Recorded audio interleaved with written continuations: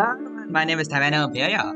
I'm a T-Rex VTuber. For anyone who is new here, thank you for stopping by, and welcome to the second year anniversary of my streaming career.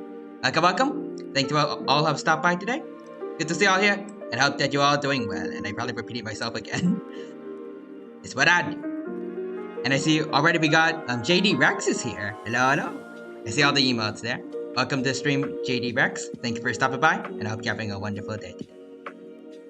Actually, you know what? Hold on. Let me just put me in the center real quick. I don't think anyone's.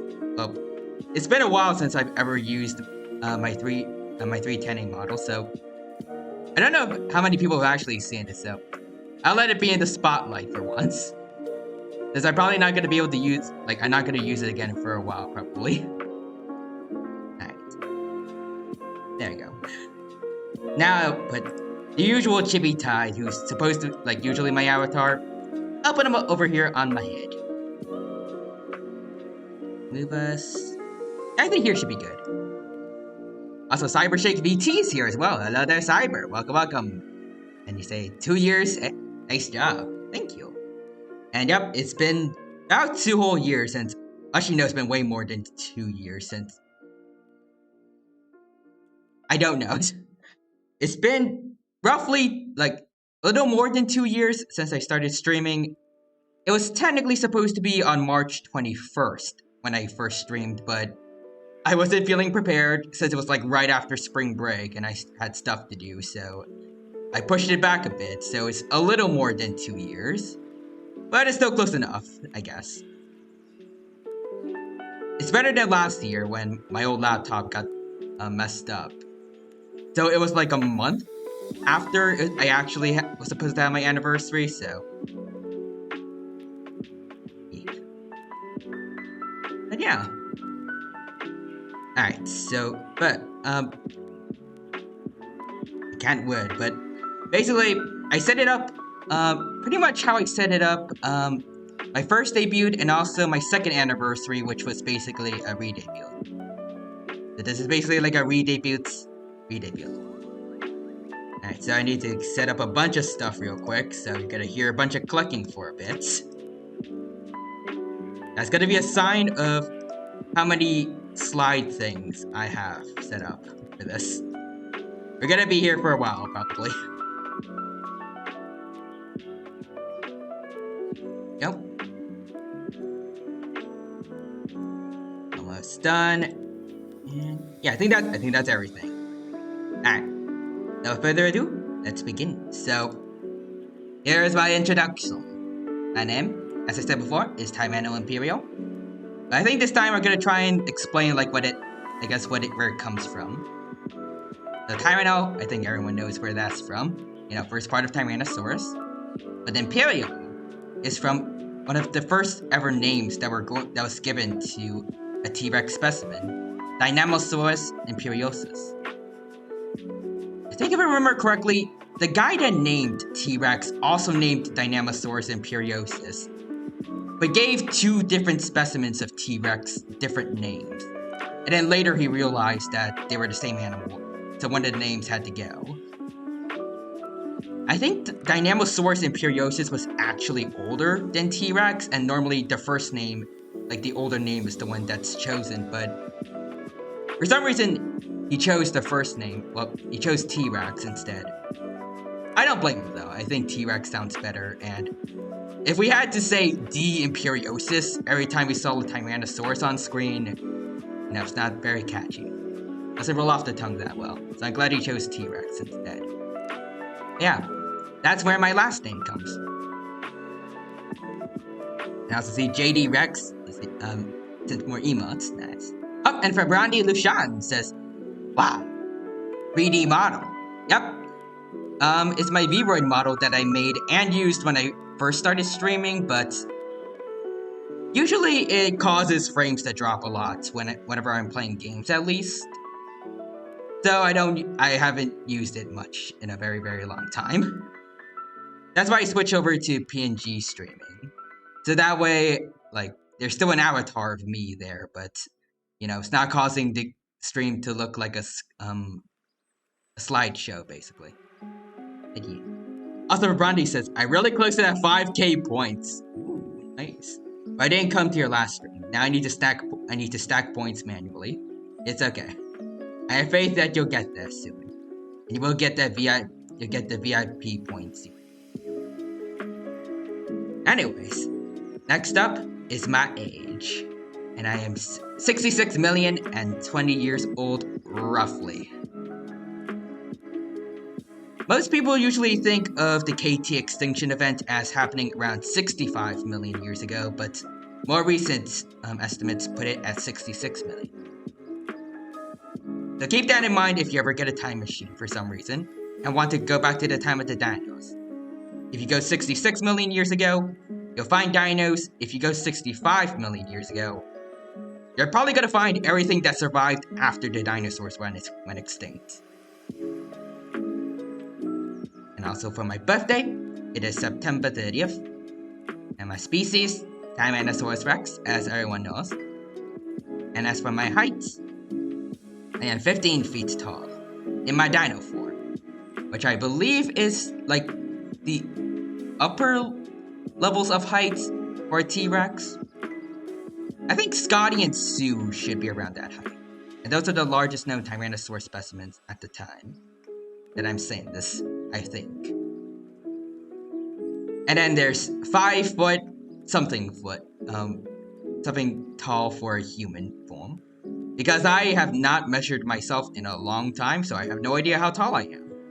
But I know I'm probably not like 6 feet tall or anything. So somewhere around 5 feet. And then there's question mark feed for Chibi, because I am very inconsistent with how tall Chibi Tai is, especially in my adventures. Sometimes he can be huge, sometimes he's tiny, sometimes he's smaller than... I don't know, like... I'm gonna say smaller than a door, but... because of my police adventure that I did yesterday, but it was big. I guess I'll say like small enough to fit through like a doggy door. Very inconsistent how big he is.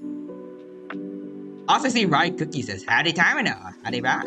I like the new look, thank you. Bye. And thank you for stopping by as always. It's good to see you here, hope you're doing well, and I hope that you enjoyed the 2nd year anniversary of my streaming career. Oh, Cyber Shake says, oh, that's a question mark. I thought it was 1-to-1. Oh no. I can see why you thought that. The Jurassic Park font is a bit weird with question marks for some reason. There's a few other issues with this Jurassic Park font that I use. You'll see it later on. In some of the slides after this, like @ symbols and underscores, they're in a different font. Because when I try using Jurassic Park font for them, it's nothing. Like nothing shows up. It's basically just treated like a space. Like they don't have any symbols for adding someone or having underscores in like the Jurassic Park font. But yeah. Alright, so next, introductions part 2. Am I white? As a T-Rex, it is 15,500 pounds. I think that's supposed to be around 7 tons? Somewhere around that, I might be wrong. Possibly more or less. I'll say 7 to 8-ish tons. And then there's 100 question mark pounds for my human form, because again, I have not measured myself in a while. I have no idea how heavy I am, but I'm pretty sure I'm more than 100 pounds. So it's somewhere around there. And because of how inconsistent Chibi Tai is, his pounds are just question mark. For all I know, he'd be heavier than a killer, than like a blue whale. And then my location is the Hell Creek Formation, where T-Rexes are normally found, as well as many other famous creatures like the Triceratops. Oh, and I see Commander Zendar is here. Happy 2-year anniversary, Dino. Thank you. And good to see you here, Zendar. Hope you're doing well, and I hope that you're having a good day today, and that you enjoy your time here at the anniversary stream. Welcome. Right now, I am just doing some introductions. Alright, so let's see. After this, I said occupation. So I currently have no job. Or I guess if you really need me to say something, I'll say college student currently. And then all of the above, in very tiny font for Chippy Tie. Because he has had many adventures where he has a job. I've lost track of how many he's had at this point. Probably more than 100 at this point. Alright, next we have likes and dislikes. Oh, and I see commanders in our left anymore. Let me cute. Alright, so for my likes, we have nuggies, dinosaurs, and also other prehistoric wildlife, but I couldn't fit that all in there, so I just said dinosaurs. But know that I like other prehistoric creatures as well. I'm not biased toward, well, I am probably a bit biased towards dinos, but other prehistoric animals get love too. And then next up, I like nuggies. And also anime, but I also like other shows as well. Like before, I just said anime because I tried fitting anime and shows in here, but it couldn't really fit in that well, so I just wrote anime instead. And I also like nuggies. And I like friends. Because friends are fun to hang out with and go on adventures with. Also, did I mention that I like nuggies here? Then next up we have dislikes. The first one being meteors. We don't talk about meteors around here. Yeah, they are not nice. I don't like meteors. And I also don't like being called a scavenger. If you don't know what that means, you need to look up a certain guy named Jack Horner. You'll go down a very, very weird rabbit hole for paleontology. And I also don't like veggies. I'm a carnivore. Eat meat. And only meat. And then another thing I dislike is mint flavor. I don't know why. There's just something about the taste of mint that, I just don't like it that much.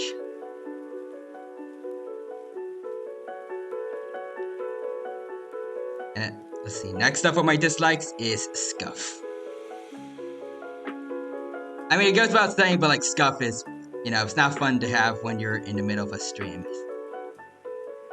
But, I mean, it is something that you can laugh a bit with, like, while it's happening, but it's still very much an inconvenience, and I'd rather it not happen. Though it does happen a bit every now and then. And I wish I could upgrade my PC a bit, so that way I get scuffed less often, but it's what it is. And then last but my dislikes are boars. Because in literally every single game that has a boar in it, well, that's boars in it, they find a way to make me hate them. Usually because you're usually just minding your own business, and the boars decide to charge at you. It's what happened during my birthday stream when I was playing the Isle of Rima edition. I was trying to play as a Pteranodon, and probably because I was a baby and like very fragile, wild boars on the beach would come after me and one-shot me over and over and over again. And in Genshin, especially in my earlier days, out of nowhere, I would, like in the forest and such, I would get blindsided by a boar, and then they usually disappear before I can get back at them. Because that's a weird thing that happens again. Sometimes animals, after you scare them, they just poof out of existence. I don't know why that's a feature, but it is. But yeah, those are my likes and dislikes. And then next up, we have shows, games, and hobbies. Alright, so my favorite shows first up is Fairy Tail. Let's see if Fairy Tail. I think I had some friends introduce it to me in middle school. And then I started watching some episodes a bit. Then I started watching more and more like per day, and I think after like just a few weeks I was already caught up with where the anime was at that point. I don't remember exactly. What was that? Is it like the Tartaros arc, or like I think the beginning of the final season, maybe, I don't know. So far, like basically, I was pretty much caught up with the whole series, and I was there watching it like every Saturday, I think, like every weekend when new episodes of the Alvarez Empire arc was going on. And I watched since the show's over, I did read a bit of the sequel manga, Fairy Tale, I think 100 Year Quest. It's pretty fun. And I heard that's going to get an anime adaptation soon, so that's gonna be nice. Alright, so next up we got Dinosaur King, the first anime I ever watched entirely, from first episode to last episode. It's only 2 seasons long, and I think each season is maybe like 40 or 50 episodes, somewhere around that line. So it's not the most difficult anime to watch entirely, but it was still like a pretty big part of my childhood, and I appreciate it. I don't know what's been going on with the franchise in Japan.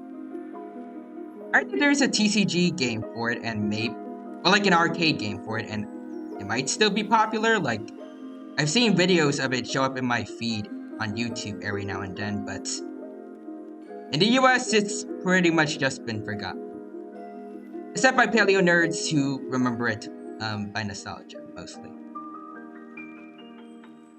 Maybe if we get the arcade game brought to the US at some point.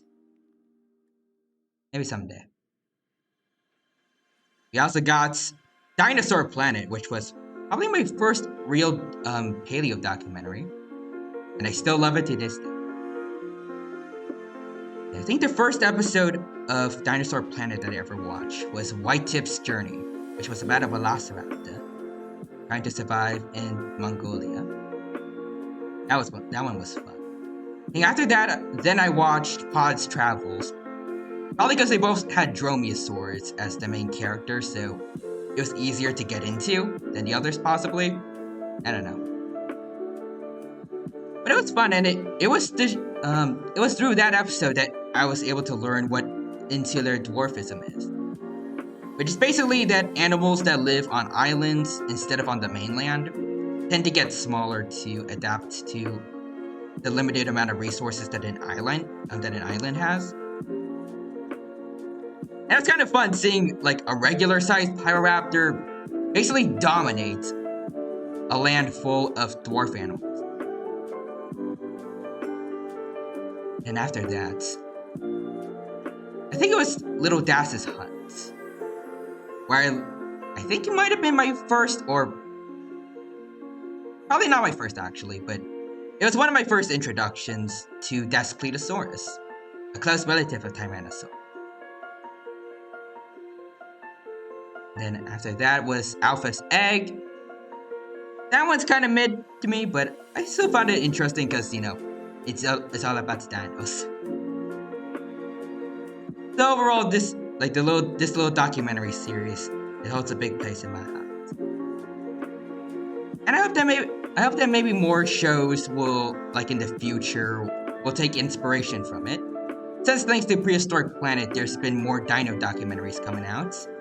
I think it'd be cool to see a documentary that focuses on one specific animal trying to live out its life, while also like taking a bit of time every now and then to show off other animals. Like basically just take Dinosaur Planet's formula. And speaking of Prehistoric Planet earlier, this is also one of my favorite shows now, and I'm very happy that it's going to get a second season soon. I think Wolfwalker Snack on Twitter told me that it might come out in May. I don't know if that's true, but if it is, that is ridiculously short, I think. Considering how long it's been since the first season came out. Like how much effort must be put into the animation, but I'm all for it. I want to get more Prehistoric Planet as soon as possible. I think one of the things I like most about Prehistoric Planet is that, for the most part, no violence or like fighting between dinosaurs or any of like the usual stuff you'll see in some documentaries are present. It's mostly just animals being idle and doing like just casual animal things. Like the Tarbosauruses, their whole screen time was just sleeping before getting disturbed by a velociraptor and then walking away. And then one that just stopped by to drink some water. Like, that was it. But that they did with a Tyrannosaur. They could have had it killing something. They even had it like the first sighting of Tarbosauruses in Prehistoric Planet. They had them in a group, possibly a pack. They could have showed them taking down something like a sauropod, but they chose not to. And I appreciate that. There's also very memorable moments like Carnotaurus trying to perform a mating dance. I think Ornithomimuses trying to steal nesting materials from each other. And just more like down-to-earth things like that. Just treating the dinosaurs as animals and not killing machines. And I also liked how they showed lots of respect to other animals that were living with the dinosaurs that aren't dinosaurs themselves. Like the Mosasaurus, multiple kinds of plesiosaurs. They had Elasmosaurus and another plesiosaur whose name starts with T, but I forgot what his name was. Even though I did a paleo fact on it recently. I also really liked the moments where they had Mononychus.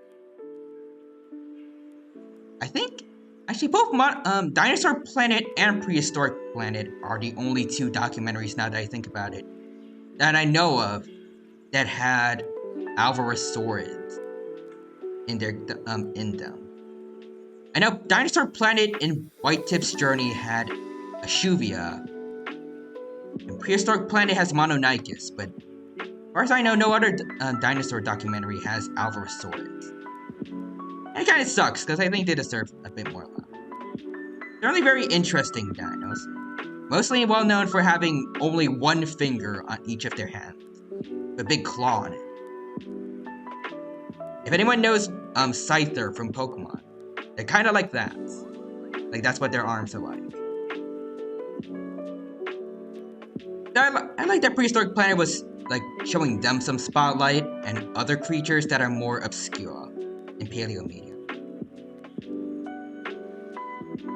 I do kind of hope that, like, with the next season, though, that maybe they tone down the amount of baby animals that are killed. I know that, like, the mortality rates for infant animals in the wild is usually pretty high, but I don't know. I just don't like seeing baby animals getting killed or eaten whenever it happens in Prehistoric Planet. Especially for that one baby Mashikasaurus that was trying to learn how to hunt, only to get devoured by a Bezo buffalo. I think that's the name of that giant frog that ate it. But yeah. Otherwise, Prehistoric Planet is without a doubt one of my favorite shows today. And then next up we got My Hero Academia. I think I've been caught up with all the way up to the end of season 5. I heard season 6 came out. I usually watch it dubbed, so I think I'm gonna try and wait until like every episode of it is released and then just kind of binge everything all at once. So I don't have to deal with waiting every week like I used to.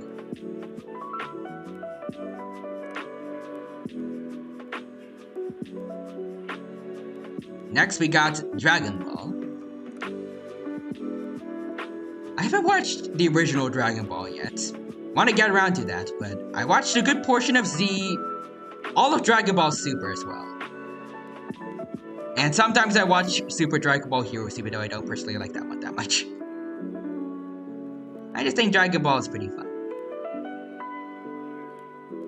Alright, and then after this, we have Avatar: The Last Airbender. I actually watched it a little bit before lots of other people did. Not like the OG Avatar fans, though. Like, because I didn't grow up with cable, I wasn't able to see Avatar when it was like airing on TV back in the old days. So I was behind everyone there. That was there. But the friends that I mentioned introduced me to Fairy Tail. They also introduced me to Avatar: The Last Airbender. at some point. So I got it. It might have been like 2 or maybe even 1 year before the thing happened in 2020. I binge watched through all of Avatar. Had a very good time with it, understandably. It's a very good show, possibly the best. And then when 2020 came around and everyone was starting to watch Avatar, and there's a big craze for its popularity again. I kind of had a bit of fun with that, like considering myself as technically one of the veterans, like those that were Avatar fans before the thing, even though I was only a fan for like a year or so. And I mean, as you could probably guess, Zuko might have been one of my favorite characters. There's a reason I gave myself an eye scar, but it's basically like a bowl cut, but with bangs.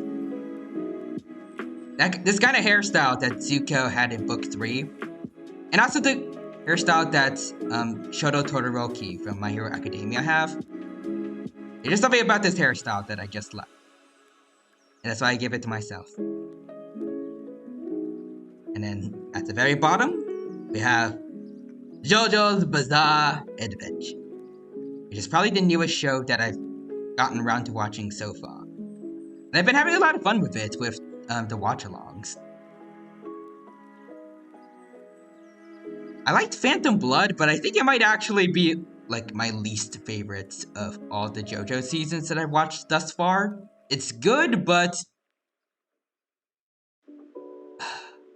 I think part 2 was called Battle Tendency. That one was way more fun than Phantom Blood. Again, I like Phantom Blood, but Battle Tendency, young Joseph just carried it with his humor.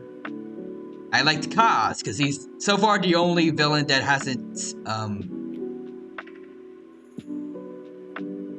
is in no way related to killing a dog. Like Dio had one stand user that killed a dog, and Dio himself in Phantom Blood, what happened to poor Danny, but Cars saved the dog from 2 drivers.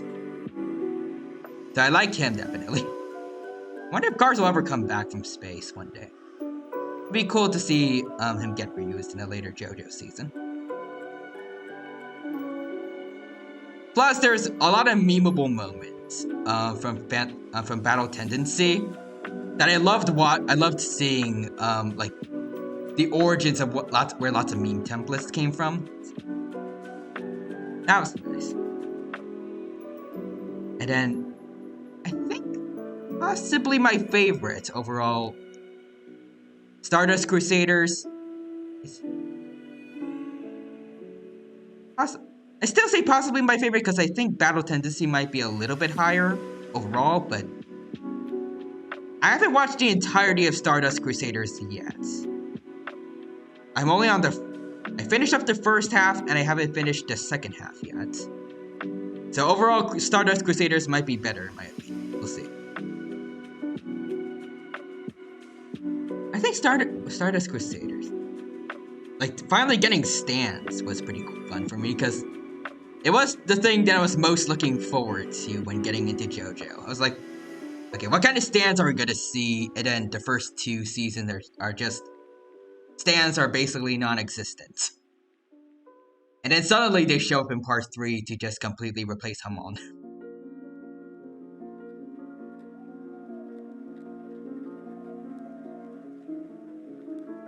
I think for overall part 1 was like them trying to get to Egypt. Egypt was fun.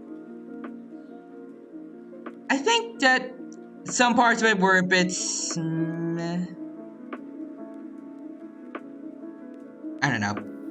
There's that one time with the baby stand that attacks people in their dreams. That whole like 2-episode parter, I didn't like it that much. There's a lot of gross out humor in there, and that's kind of not my thing. But it was still cool, like seeing Kakyoin get some spotlight. Or Kakyoin. Keep messing up his name.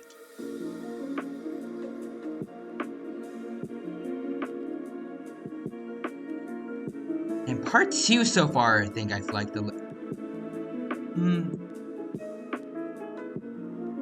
I was gonna say I liked a little more... It's a mixed bag. It has better... It's stuff that's better than the first part of Stardust Crusaders, and stuff that's worse than the first part.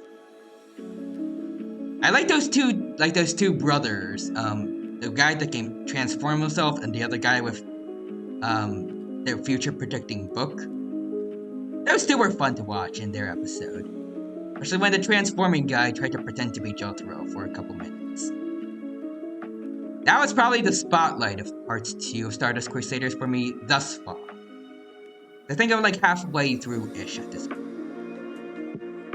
There could be more that I'll like more than that, but... At least in terms of humor, that's probably the spotlight of JoJo as a whole for me. But then there were also moments like the Alessi arc. I did not like Alessi at all. And like the whole thing with Polnareff turning into a kid and all that.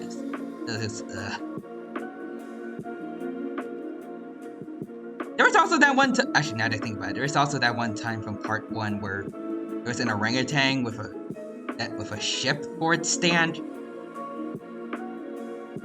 I did not like that one either too much. Now that I think about it, some parts of part 2 weren't that bad. I still don't like Alessia. There's also that kind of confusing part with Anubis. Still don't know, like, what's really going on with him. Like, you know, stands are supposed to be the embodiment of people's souls. But then for some reason there's a stand inside a sword, and like whoever holds the sword is the stand user. Even though the stand is inside the sword and it's not really a part of their soul specifically. I don't quite get it.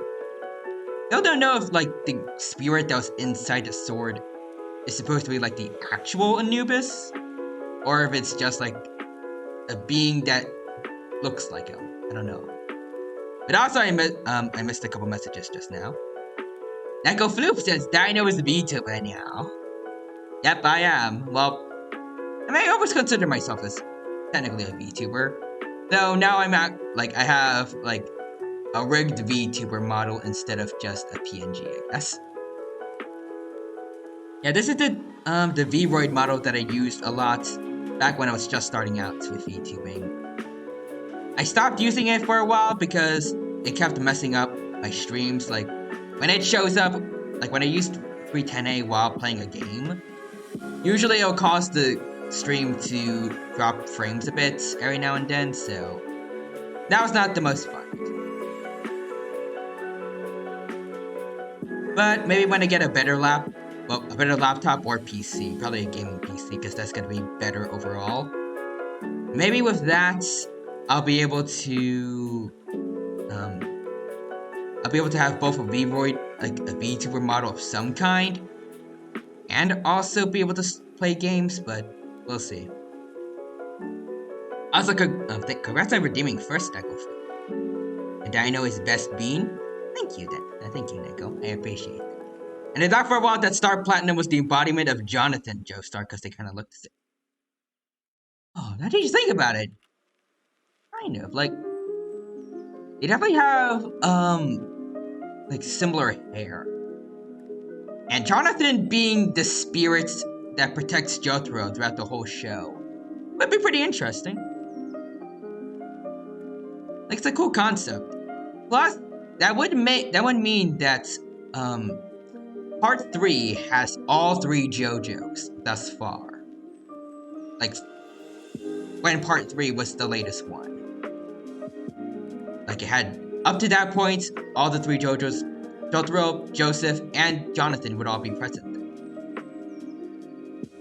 Even if that theory isn't true, Dio has Jonathan's body, right? So, technically all 3 of them are still there in some way. If it really is like if Star Platinum really is like Jonathan Joestar, then it's gonna be very ironic when he fights Dio later. Well, I say later, but he already has a long time ago. I'm just catching up with the series now. But it's gonna be fun to watch Jonathan beat Jonathan, basically. So I go Floof with the purple heart, and also the trio jaw. I like the play on words there. And also Giorno is Jonathan's son and not Dio's. I'm not caught up to there yet, but now I know there's a guy named Giorno. What part does he show up in? I'm still on the second part of Stardust Crusader, so second half of part 3. Just food for that, and it's part 6. Oh dear. Oh no. So I got 3 parts left to go to get to that.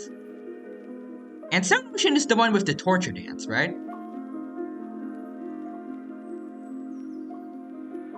I mean, I've already... Echo Floof says sorry for the spoilers, Dino. It's okay. I mean, JoJo is so full of memes, a lot of which I've seen at this point. There's a lot of things that are already spoilers for me, like the fact that I know that Dio can stop time, even though we haven't even seen him fight yet.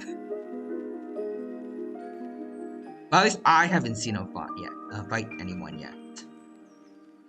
So far, he's still mostly shrouded in darkness until the Crusaders finally get to him. I think the very last episode that I've seen so far was with that guy named the Dobby, the gambler dude. That was a fun episode. I don't know if it tops the 2 brothers again, like with their hijinks with the fake Jotaro, but like watching Jotaro just humiliates Dobby with a bluff was so much fun to watch.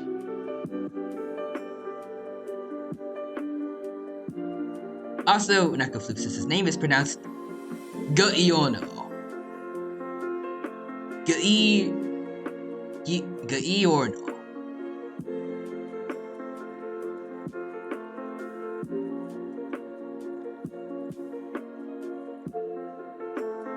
Giorno. Giorno. Or Giorno. Giorno or Giorno. I'm sorry if I keep messing it up, like later on, when I actually get to that part. I still struggle to say Kakyoin's name. I don't even know if that was the right pronunciation. Is that like Kakyoin or Kakyoin? One of those 2. I had a lot of trouble with it when he first showed up. But I somehow got Polnareff right on basically the first try, I think, when he was introduced. I have no idea how.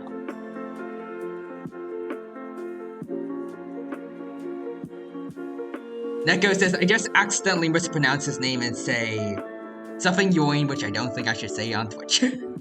That's gonna be bad for me. But yeah, JoJo is fun. And I can't wait to watch more of it soon. Maybe not during the school year because I only have... Well, actually maybe, because 3 hours is enough to watch a couple episodes. Maybe I'll do it like next week or so, something. But I especially love doing it whenever I'm back home. Because then I don't have restrictions with with how much time I can stream because of study rooms like I do here at campus. So I can stream for as long as I want. It's just really fun, like to watch a whole bunch of JoJo episodes, like all in one go.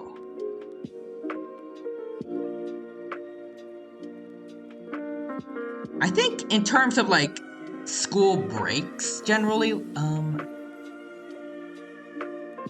I have like the remainder of March, which is like a day basically, and you get through April, and then the beginning of May. I think like on May 5th will be like around the end of finals week, and then I'll be back home.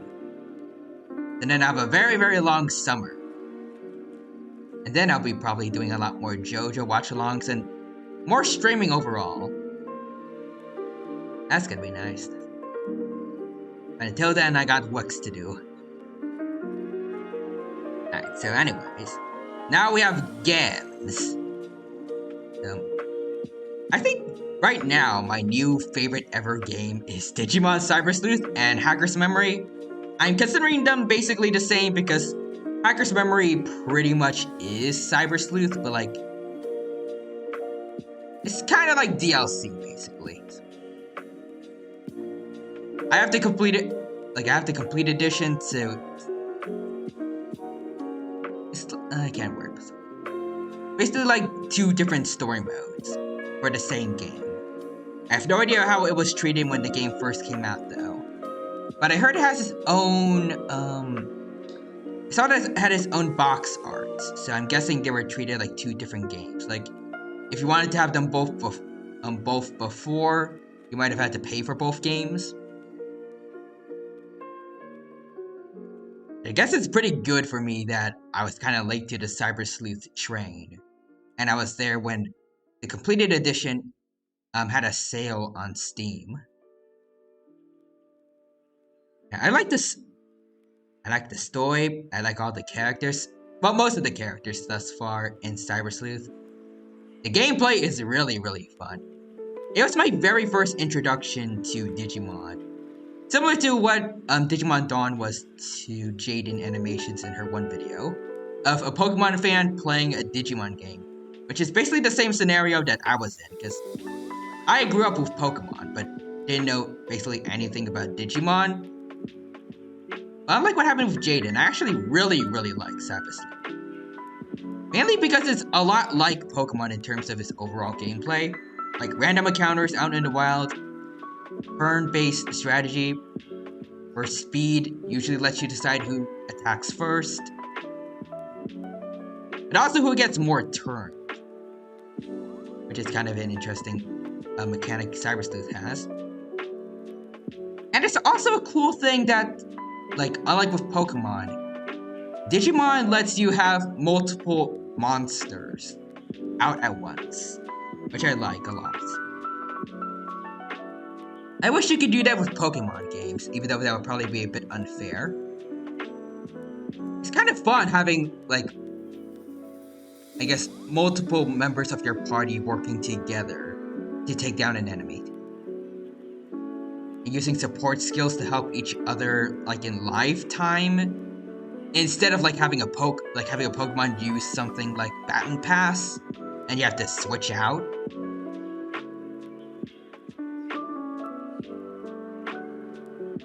Plus, it's a lot easier to get every Digimon in the field guide, unlike completing the Pokedex, since you can Digivolve and de-Digivolve your Digimon. So with just one Digimon individual, with enough Digivolving, you can get like probably 30 different Digimon for the Digimon field guide. At least 30. Also, I see Quadra is here. Hold on, wait. What do I make bigger this time around? Let's see. Okay, you know what? It's just like we don't get to have them often. Let's make B10A a big one. There we go. Anyways, hello there, Raiders. Welcome. Thank you for the raid. I appreciate the support. It's good to see you all here. Hope you're doing well. I appreciate the raid, Quadra, and I hope that you and everyone else from your stream all had a good time there, and that you all have a good time here as well. My name is Taimano Imperial. I'm a T-Rex VTuber, for anyone who does not know me. Right now, I am doing my 2nd year anniversary, and celebrating the 2nd year I've ever done streaming. Yeah. Alright, so now we get you your shadow command. Quadra, before I forget. There we go. Alright. And now, everyone from my chat, feel free to check out Quadra's channel. Drop them a follow if you haven't already. Check out the social media, check out the vlogs, all that other good stuff. And yeah, thank you for stopping by, and I hope that you are doing well. Also, I'm missing quite a few messages from Neko Fluke again. I am so sorry, Neko. I've yet to reach affiliates. Well, I hope that you get an affiliate soon, Neko. I believe in you. Also, your PNG is small and cute. Thank you. And Ray. Yep. And let's see. Speaking of which, we need to see messages from the Raiders. So we got Quadra saying 3D Dino. Yep. This is 3D time. I haven't used my V-Roid model in so long because, like I said before a couple of times, whenever I try to use it and play a game at the same time, usually it's a bit much for my laptop and it'll cause stream to start dropping frames like crazy. At least that's what happened back in the old days, so I haven't tried since. Maybe when I get a better laptop, or better yet, like an actual gaming PC, maybe I'll get it. It'll be nice. But yeah. The Necrofloof says big dino. Yep. I was a big dino before, but now I'm back to normal. Also, Quadra says YouTube decided to say no more streaming and killed my frames. Yikes. Honestly, I can't tell which is better. Like,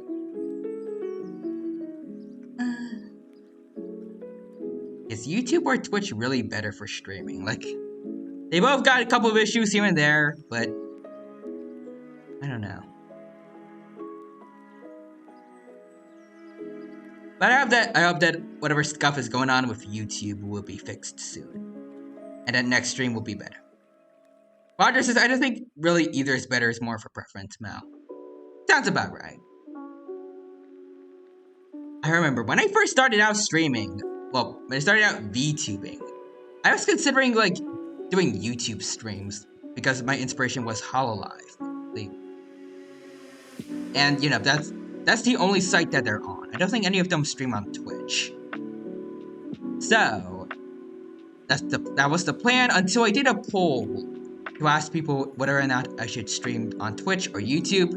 People said Twitch, so even though I had no interaction with Twitch really until then, I decided to, well, there's a lot I had to learn. But nowadays, like, I am now very much familiar with Twitch overall. And I like it more when it comes to watching live streams.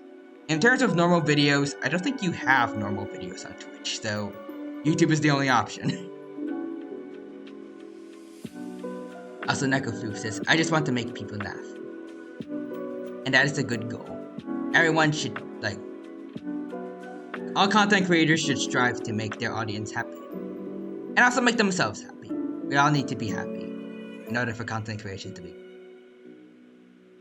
Making everyone depressed, then there ain't much of a point. We're all supposed to be here to have a good time. Also, Quadra says, I tend to do both of it. So both YouTube and Twitch. Interesting. I might want to try that at some point. I've seen some VTubers, like, I think, Artemis Blue, Bao, and a couple others have both YouTube and Twitch channels. I think I want to try, like, doing that someday. And also, Quadra says, also happy to your anniversary, Kai. Thank you. And yes, Space Take. Thank you to both of you. And Necrofloof said, oh, redeemed the roar. I know it's Scream. There you go. There's your roar. Alright, so next, I think that's all the messages. So next up for games, we have Jurassic World Evolution 1 and 2. I really love the park builder kind of games, especially those with dinosaurs. Jurassic World Evolution 2, 1 in particular, is the first ever game I ever streamed, actually. So it holds quite a bit of nostalgia to my heart. And it just in general, like I said before, I like these kind of, like this general kind of game. It was really fun. Even without it being my first ever game that I streamed, I still would love it a lot. And Jurassic World Evolution 2 is even better. It's lots of quality of life changes, and a lot of amazing DLCs, including a feathered DLC pack that's gonna come out very, very soon, including some of my favorite dinos like Eutyrannus and Dino Kyrus. I am absolutely going to play with those and like do a Jurassic World Evolution 2 stream when I can. I just need to buy the DLC first. But yeah. Wait, I think I read all the messages. I was going to read Neko Floop's DINO Scream message again. Alright, so next we have Genshin Impact. It might be one of my oldest, if not the oldest game that I've streamed thus far. Like, in terms of like how long it's been part of my streaming schedule. Like most other games, like Jurassic World Evolution 2, I completed. Yeah, so like Fossil Fighters, Dinosaur King for the DS, Battle of Giants, all of them were games I completed, so I think Genshin is the only one like that's been around the longest, since you can't really complete Genshin at this like as it is currently, because there's always new updates and the story isn't over and all that. And even without it like having that much content for me to work with. Just in general, things like the story, especially story events and hangout quests, and just like the characters overall, because that's the main point of the hangout quests and the story quests. They're really fun and well written. And I would like to watch a show about them at some point, but I don't know when the Genshin... I think they announced that there's going to be an anime project for Genshin, but I have no idea when that's dropping. But I also like the gameplay of Genshin. Like every character... just about every character that I've actually played with myself, they all feel very distinct from one another. Even though there are some characters that people say are kind of like clones of each other, like I'll hate them being a bit of a clone of Petching and Child, there are some subtle differences when you play as them that I can feel. And speaking of Child, I like playing with him, because using his E skill and going Unga Bunga on groups of enemies is very satisfying. Same thing when I get it's even better when I get to use A and have her use her E skill, so sometimes you get electro damage as well. You get free electro charged on some of your enemies when you have both Child's water blades and Electro's A's electro buff. It's an S. I'm also the Quadra redeemed Tyrannomon, so let's get a third Tyranno in here. There we go. Hold on. It's Tyrannomon. I'll put you... Ooh, hold on. There's so much stuff I have on screen that is... It may not look like it, but I'm struggling to, like grab anything on OBS. Alright, but there you go. There's Tyrannomon. Make sure that, like, people can still see my face and stuff. Oh, no, actually, let me just do this. There we go. That's more like it. Alright, but yeah. I really like Genshin Impact. And also, speaking of Genshin, I've been saving up even more now for Nahida. I think I've passed 15,000 Primo gems at this point.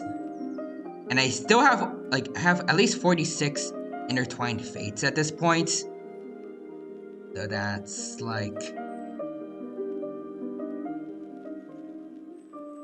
let's see. That's 10 wishes for Primo gems. And, like, basically, like, 55 wishes total. If I somehow can't get Nahida with that, I am going to cry. But then again, Genshin is a gacha game, so it's kind of supposed to do that. But I mean, I had good luck with A, so now maybe I'll have some of that luck the next time I try to pull an Archon. We'll see. Also, Quadra says, I'm almost certain Nahida is coming next patch. I remember, you tagged me in a Genshin tweet, saying that, like, it's very highly likely that we're gonna get it. we're gonna get Nahida's rerun banner, which is gonna be awesome. And next patch, because most of the time, if a VA is on the stream, it usually means her character's back. Only exception so far is Albedo's VA. Yeah, or Albedo. Roger says like 90% short, and I am 90% ready to go. The extra 10% is if I get any extra stuff to pull for Nahida with. I recently, like off stream, I've been doing this super annoying Aranara world quest chain. It's a quest with a bunch of other little quests that you have to do. I personally do not like it, but I finally got a hold of this thing called the Tree of Dreams, and I got a lot of fates with some Dendro sigils. I got a lot more stuff to pull for Nahida with, which is gonna be awesome. And all I need to do now is try to find more chests out there and get some Dendroculuses, so I can get more keys to get those shrines with precious chests. So I could get more Primos and also Dendro sigils for the Tree of Dreams. So I could get more fates and stuff to pull characters with. Oh, also it's the not too long after Quadros raided, actually. Hold on. I need to make him extra big. There we go. This is what we need. Hello there to King Pix. Hello. Welcome. Thank you for the raid. I appreciate the support. Thank you for stopping by. And I hope that you all are having a good day today. I hope that the stream you all came from was super fun, and that you all had a good time there, and that you have a good time here as well. My name is Tyranno Imperial. I'm a T-Rex VTuber, for anyone who does not know me. Right now, I am streaming my second year streaming anniversary. I think it's been going pretty fun. It's been pretty fun so far, and I hope that you enjoy your time here. Alright, so let me just get myself back to normal size. There we go, perfect. And now I need to get a King Pix. I need to get you your shout out command. I almost accidentally raided you. There we go. So now everyone from my chat, feel free to check out Pix's channel. Drop them a follow, check out the VODs, check out their social media, and all that other good stuff. Alright, so let's see what messages I missed. Hold on. I had to do it to get Nilu's materials. I think you're talking about the R&R quest in Genshin. That was... F for that... That quest is no good. But yeah, also another raid, yep. And Kingpin's it. King Pix, not Kingpin. That's the Spider-Man villain. Raid from the stars. Raid from the stars. Welcome from the stars down to Earth, King Pix, and to everyone else who's here. I appreciate the support and hope that you're all having a good day today. I probably said that already, but I'll say it again, because I hope you have a good day twice. And like Heroes 87 is here with some emotes. Very nice. King Pix for lol emotes. And some more anime emotes here. Thanks, you are welcome, King. Alright, so let's see. Right now, we were discussing some of my favorite games. So we were just talking about Genshin. So next up is The Isle. It's one of the newer games that I've added to my streaming, I guess, plethora of games that I can choose from. It's really fun. I mean, obviously, as a dino lover, I'm going to love a game where you can play and try to survive as a dino, but sometimes, because the game is more, relatively popular compared to other, I guess, I don't know, kind of popular compared to other dinosaur simulators like this, I've actually managed to have quite a few people from my chat that also play The Isle, and sometimes decide to join me in the same server, and we get to play together, which I enjoy. Lots of fun, surviving as a group. Especially when we get to terrorize the server as a huge pack of Utahs, like we did one time. That was good. I think right now, on the Crimson Isle, I have a fully grown Triceratops, which I want to play with soon. I might die next stream. We'll see. Hopefully my Triceratops will survive, but... I don't like my odds. I am very, very bad with picking my battles and surviving after I reach adulthood in the Isle. Usually it's because, like, after I reach adult stage, I'm like, okay, I'm fully grown, there's not much really else to do, I'm just eating and drinking for the sake of it. I'm going to just end my dino in a blaze of glory. And then start a new dino to grow up with. I have no idea what I'm going to choose after a Triceratops, but we'll see.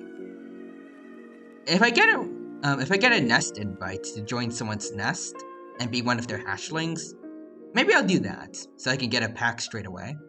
That'll be fun.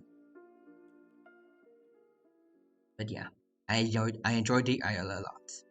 And then beneath that we have Prehistoric Kingdom, a game that I've looked forward to for a very long time, and this year finally got the chance to stream it.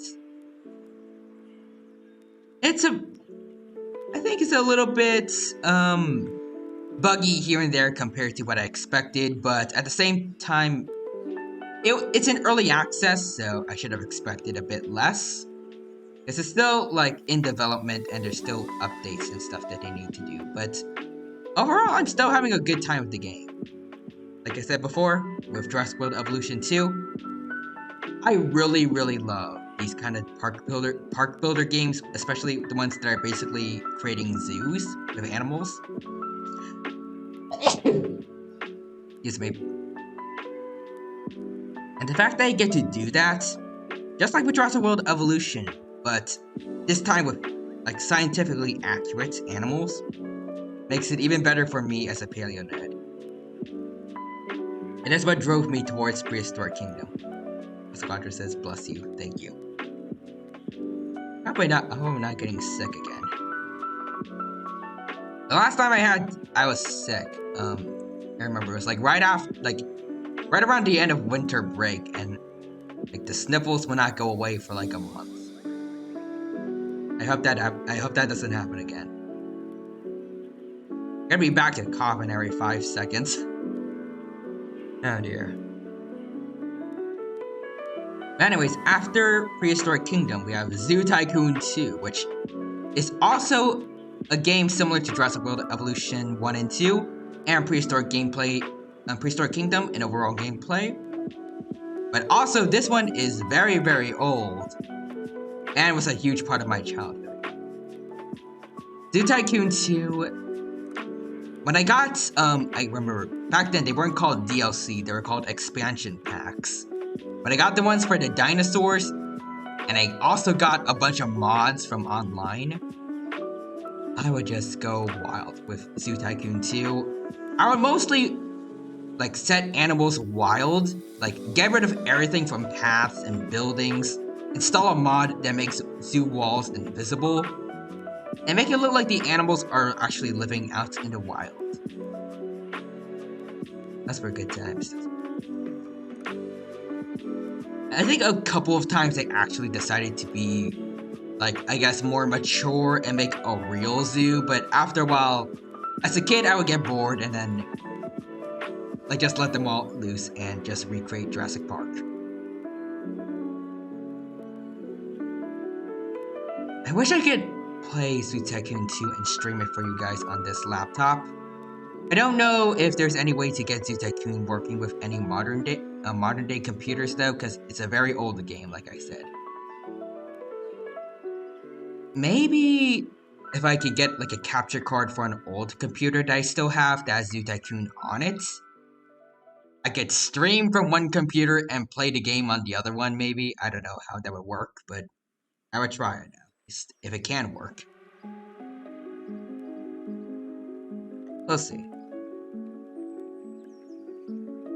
And then beneath Zoo Tycoon 2, we have Fossil Fighters and Fossil Fighters Champions. Two games that I did not play as a kid, even though most people did. it was some of the more retro games that I first played and actually learned about when I started streaming. Fossil Fighters Champion are both very much fun games to play through. I like how very bonkers their stories are. Like, they really do not take themselves seriously.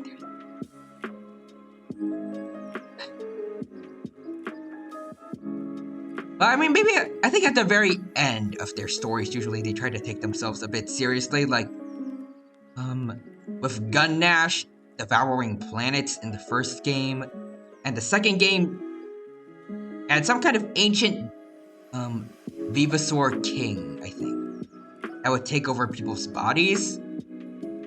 That was fun. That was a fun fight. Also, the gameplay with Fossil Fighters is pretty fun. Not quite as fun as with Pokemon or Digimon Cyber Sleuth for me, but I kind of enjoyed it. Like, I don't know if I could compare it to any RPGs. Any other RPGs that I've ever played before, but I guess I could just say, like, it had dinos in it, and that's kind of all I needed. Also, the designs for lots of their animals are pretty interesting. They're very, very stylized, to the point I don't think you could ever confuse one of their dinosaurs, or as they were called in the games, Venusaurs. You couldn't confuse them for any other dinosaur designs you would see in like any other franchise. Especially since they used a lot of rather obscure dinosaurs. Like, they had one for Shan Shan, which in real life would be Shanshaosaurus. Just now I think a nomen dubium, because it's supposed to be, like, I think now they think it's supposed to actually be a juvenile of Tarbosaurus. And they also have Alta Spinax as the starter in the first game. The other more rare, like, unheard of dinos. And I like games that give spotlight to them. Alright, so after games, now we have hobbies. So we have image editing. I do that a lot. I gotta do it for my adventures, and sometimes I also do it for replies. Like every now and then, in like non-adventure tweets. Whenever I feel like it. Also, one of my hobbies is gaming.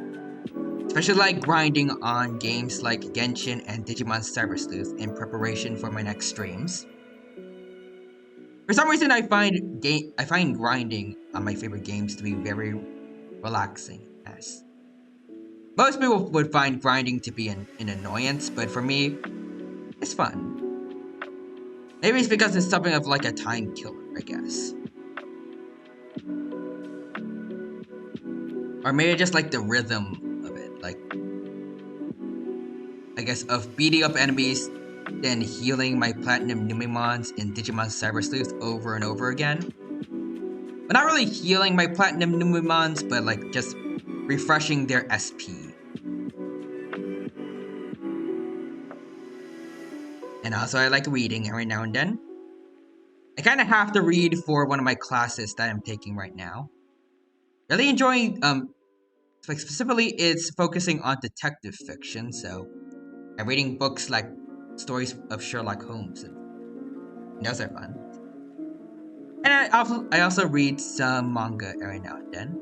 Like I said before, I read part of the 100-Year Quest for Fairy Tail, and it's nice. And also one of my hobbies is eating nuggies. Eating in general, but eating nuggies is the best. I also like making adventures.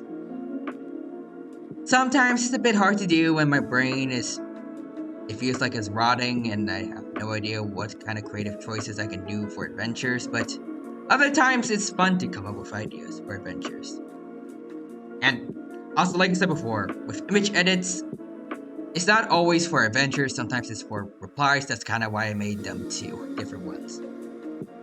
And another one of my hobbies is napping. Because I only because of how early I have to wake up for some of my classes, and when I sleep, I usually get like 5 or 6 hours of sleep instead of the recommended 8. So sometimes I try to make up for that by taking small naps here whenever I'm feeling tired. But yeah. And another one of my hobbies is watching animals, because I like animals. They're just fun to observe and just look at what they're doing. It's also why lots of my favorite shows are nature documentaries. It's especially good here on campus because there's a lot of wild animals around here. I know there's lots of feral cats in particular that sometimes I'll see on my way to my dorm, and one that's close to a pond. Sometimes I'll see them walking about, and sometimes I'll even let other college students pet them. I haven't tried it myself yet, but I want to soon. I've also seen raccoons around here, blue herons, basically a type of, I don't know if herons and cranes are the same, but like they're similar birds. Basically, I saw the real life version of Cloud Retainer from Genshin. I've also seen some ospreys around here, seagulls.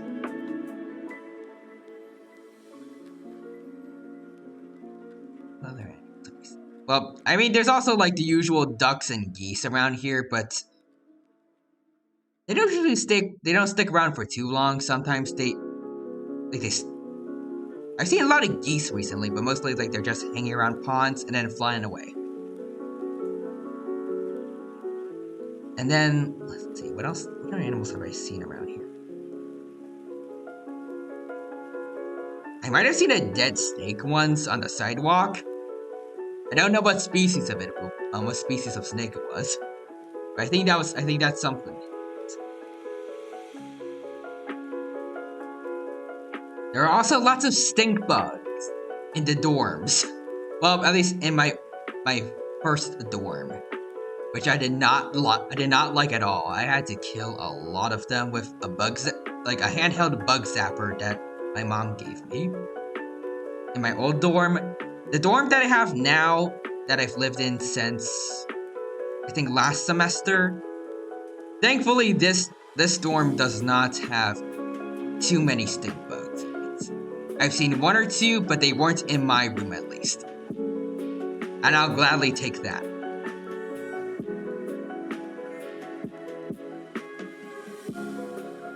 But yeah, so that's the end of this image here. So let me get rid of that. And okay, so now we're on to all the Taiwan arts that I've obtained over the past 2 years.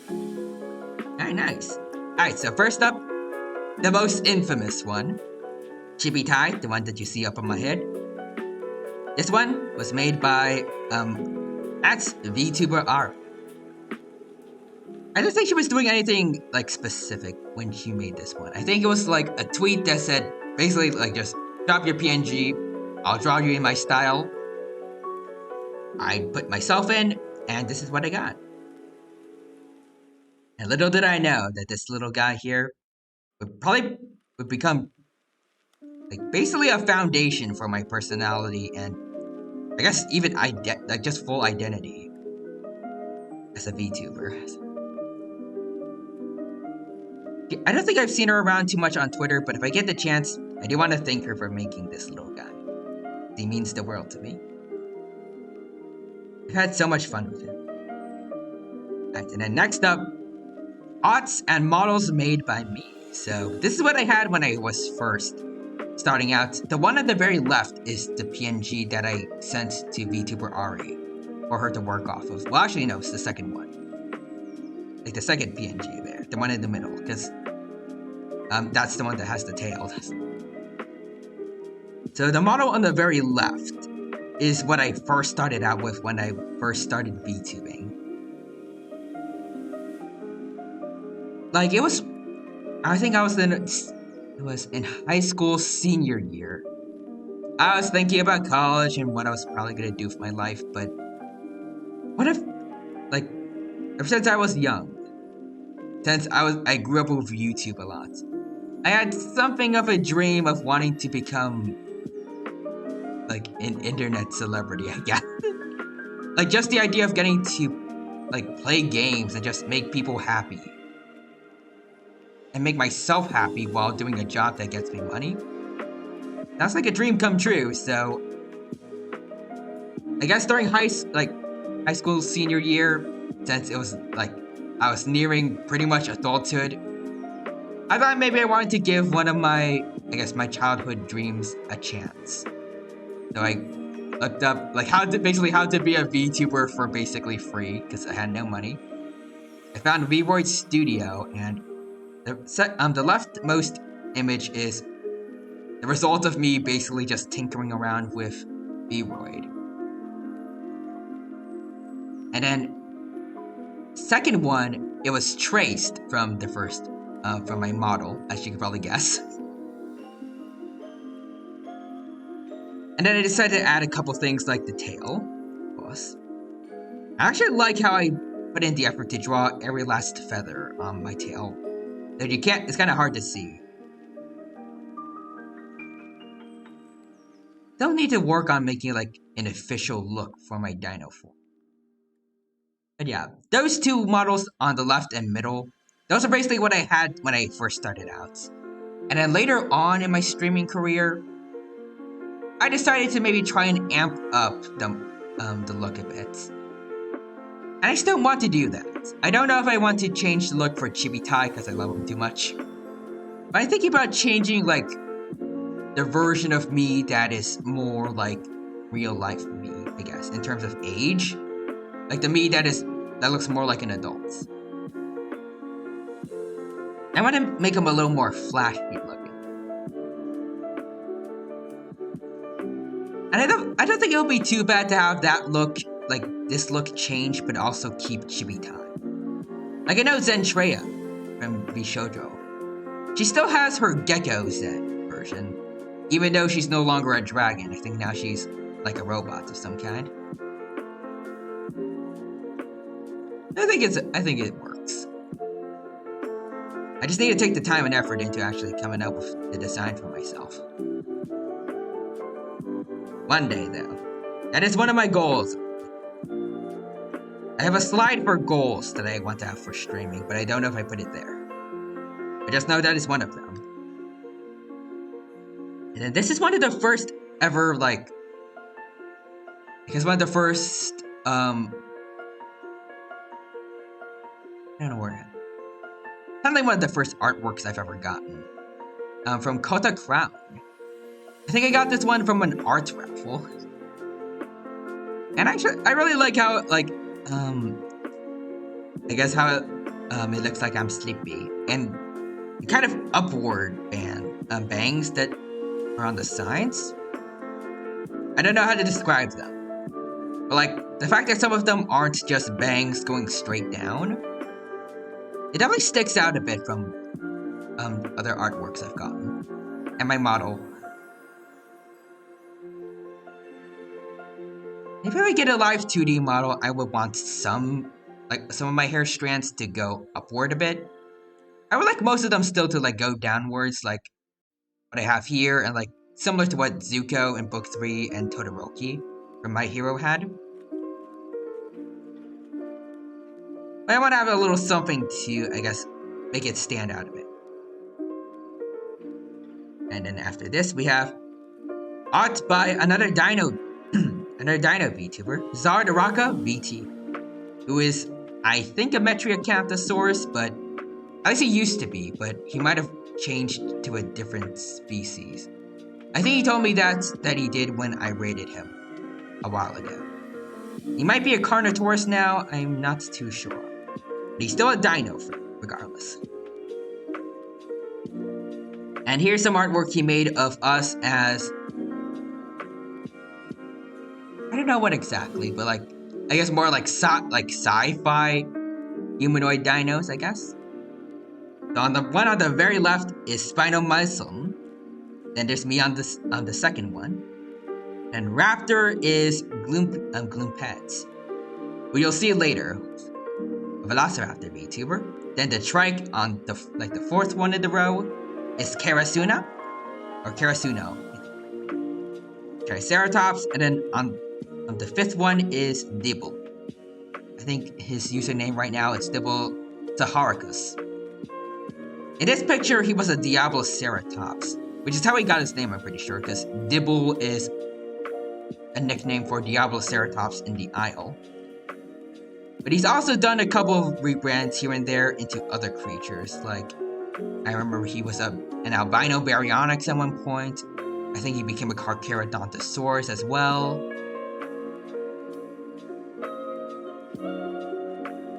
I don't remember if there was any other ones he had. Oh, I remember actually. He had one design where he was like a prognathodon, which is a type of mosasaur. That was a cool one. But yeah. Alright, next we got Gloompet, who I mentioned before. He's an artwork that I got from her. I might have also gotten this one from an art raffle. I am not too sure. I don't recall. But I also love this one. And I'm pretty sure this is the artwork I have that is still on my Twitter banner to this day.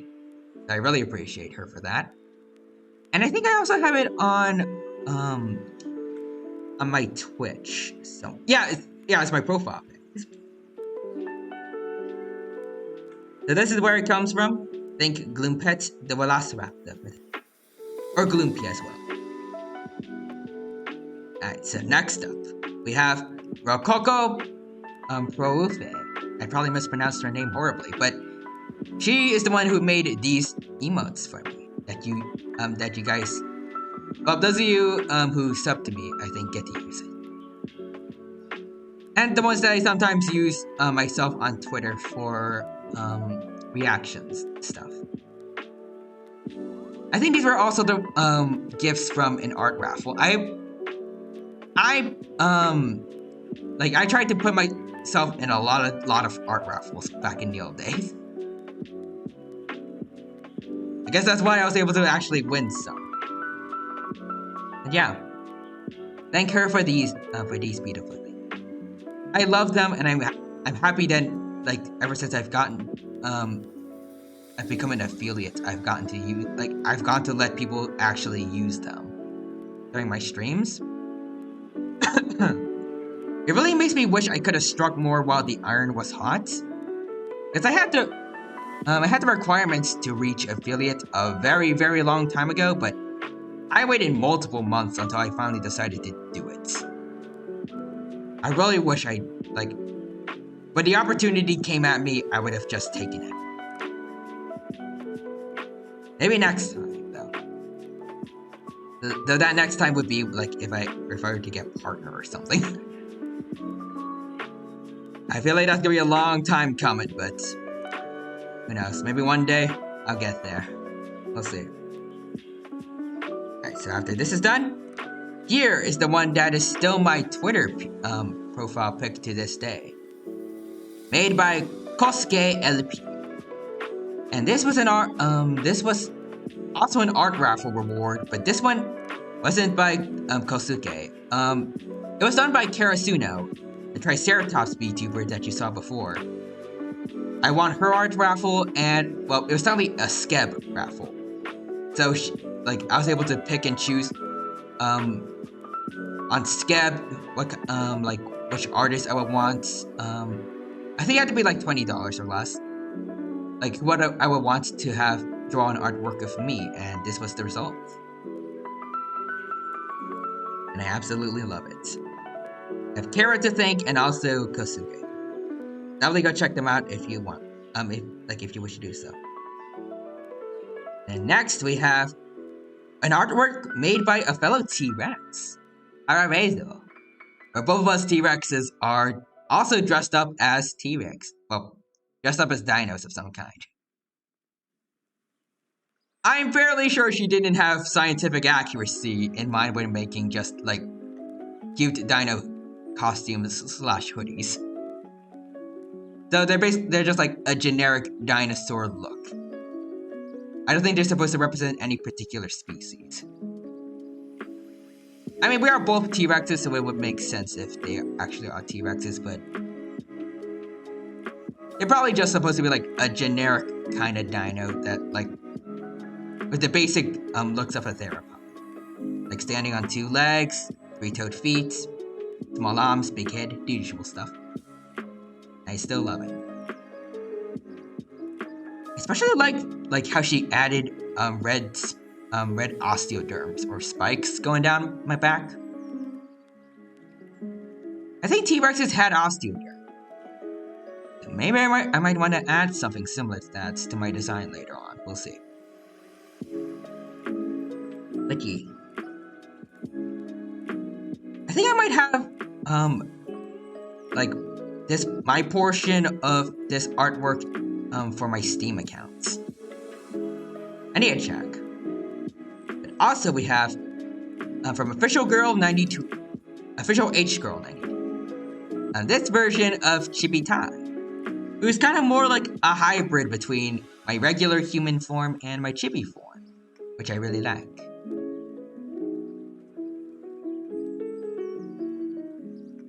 I kind of wish there was like some feathers on the tail, but it is what it is. Plus, I mean, regardless if it's feather or scaly, dinos are still cool, so a dino tail is also still cool. And I do like the pattern she gave to my hoodie. Very interesting. And I also like that she didn't just like. It could like it would make sense for her to use some of the colors from like my PNGs and stuff, but she used her like from what I can tell, she used pretty much everything's her own picked out color palettes. If nothing's the same shade as what I have, and it looks like it turned out quite well. Still wish I can change up like my pants a bit. I like the teeth on my feet and like the T-Rex face on my hoodie, but I want to do something with the pants later on. Like I don't know if I should make it dino themed as well, or if that would be weird, but I want to make it more flashy in some way. And also, this one actually came from a swamp adventure that I did a while back. From Otage Toka channel over on Twitter, or just Toka. I know she's a type of lizard, but I forgot what the name of it was. It might have been a Tegi. I think that's the name of it. But basically, some hijinks went on in the swamp, and we got ourselves a fish to eat. And I thought I'd add it in here. Looks very good. I kind of wish that like we were both eating it though. For some reason, it looks like I haven't taken a single bite yet, while she's like halfway through part of its body. Oh, I also see Pyroraptor Olympics is here. Hey, hello there, Pyroraptor. Welcome to the stream. Thank you for stopping by. It's good to see you here. Hope you're doing well, and I hope you have a good time here at the 2nd year anniversary stream. Welcome, welcome. Right now, I'm just going through a bunch of artworks that I've gotten over the past 2 years that I've been a streamer. And I hope that you have a good day and that you enjoy your time here. Yeah, as I said before, this one was sprouted from an adventure. And it's nice that some of my adventures inspired people to make drawings of them.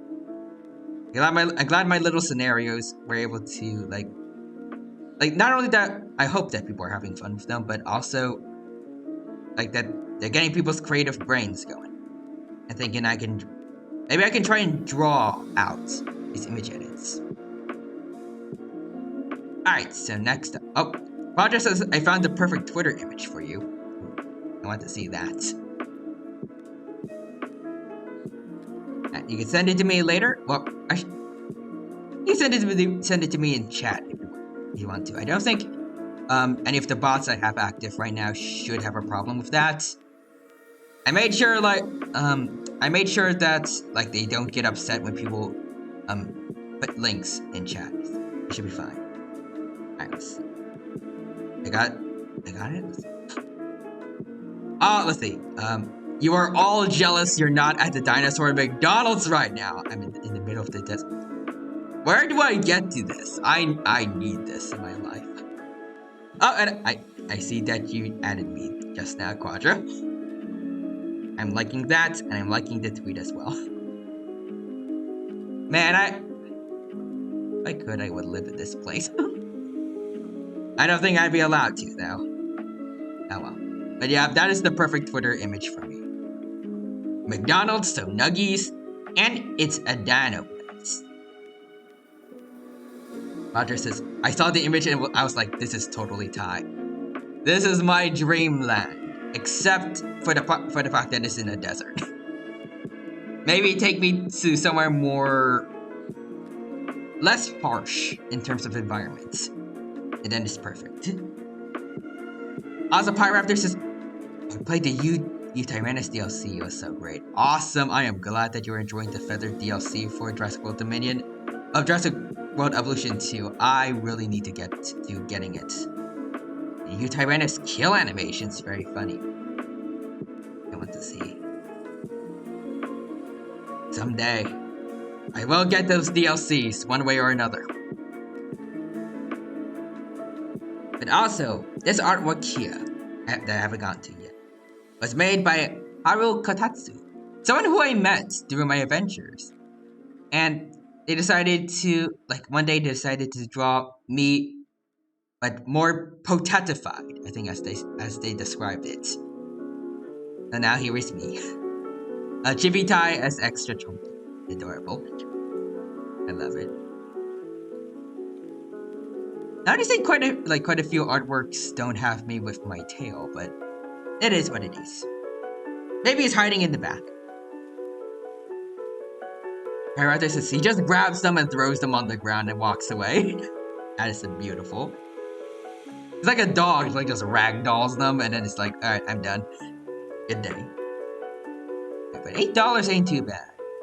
Also, I think the Malta Dominion DLC is $20, so if I get my hands on $30 at some point, I can get them.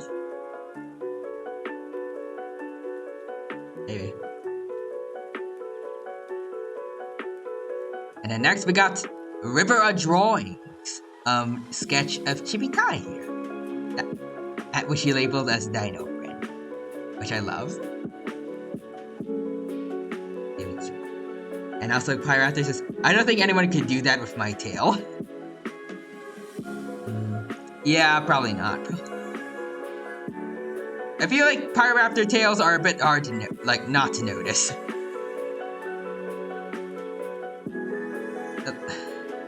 Also, let's see.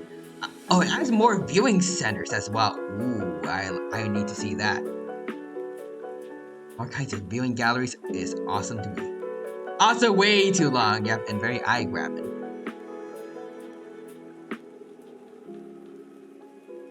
Plus, as for a dino, not having a tail just doesn't look right. Just doesn't. Alright, so next up we have an artwork made by Alpha here. Here's his user Twitter tag if you want to look him up. And here are here's Alpha with a bunch of friends that he's made. And over there, within the green circle is me. There's someone top, a little bit above to the right of me that I thought was me. You see that guy over there? I thought that was supposed to be me, but that was actually K Diggity, fellow T-Rex VTuber. So we had two dinos in this artwork, so I guess it is understandable some of us might have mixed each other up a bit. And then after a bit, I realized that what he was eating was salami and not a nugget. And now it makes more sense, because while nuggies are my thing, salami is a Digidix thing. Also, Pyraptor says, even if they're human. Yeah. That's why lots of VTubers that are supposed to be animals have tails of said animal, usually. This feels wrong otherwise. Tails are cool. Oh, Raptor says, I also do recommend making Dino Kairos attack a carnivore as well. And they finally given us a herbivore that can fight back against carnivores. Ayo. I need to see this. Well, actually, they have some, like, Iguanodon and Therizinosaurus, but, like, anyone that can, like, confidently face off against a carnivore. Because from what I've seen in, like, usually Gaming Beavers battle royales, herbivores, even the stronger ones, still usually ain't much. It's still mainly carnivores dominating when it comes to fights. My writer says, Himomimi, you mean? I think so. Like, mostly human, but like some animal attributes. Oh, Pyrotis says, it can kill an Allosaurus. Oh, okay, that is good.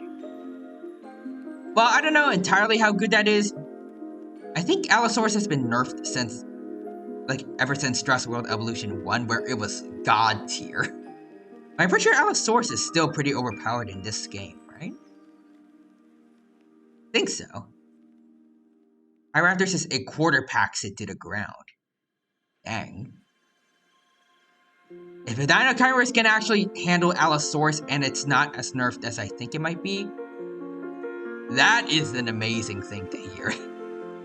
That's finally gonna give herbivores a chance, like, to have a winner when it comes to doing battle royales with all the dinos. That and Acrocanthosaurus. Acrocanthosaurus is a carnivore. Actually, after 65.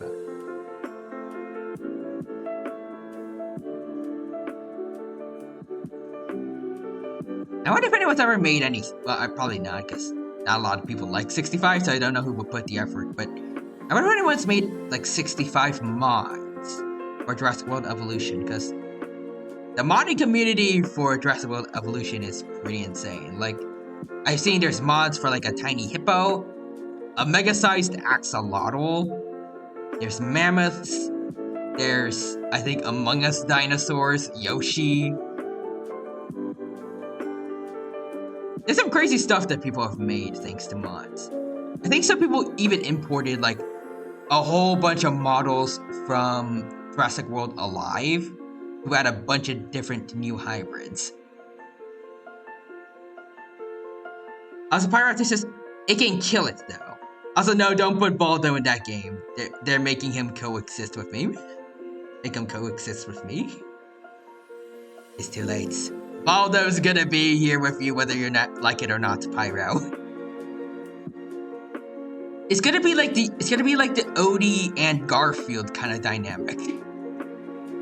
Like, you're gonna be Garfield and you're gonna be like done with Baldo every second he's around, but Baldo is trying to be your friend. That's the name of the dog from Garfield, right? It was Odie? Okay.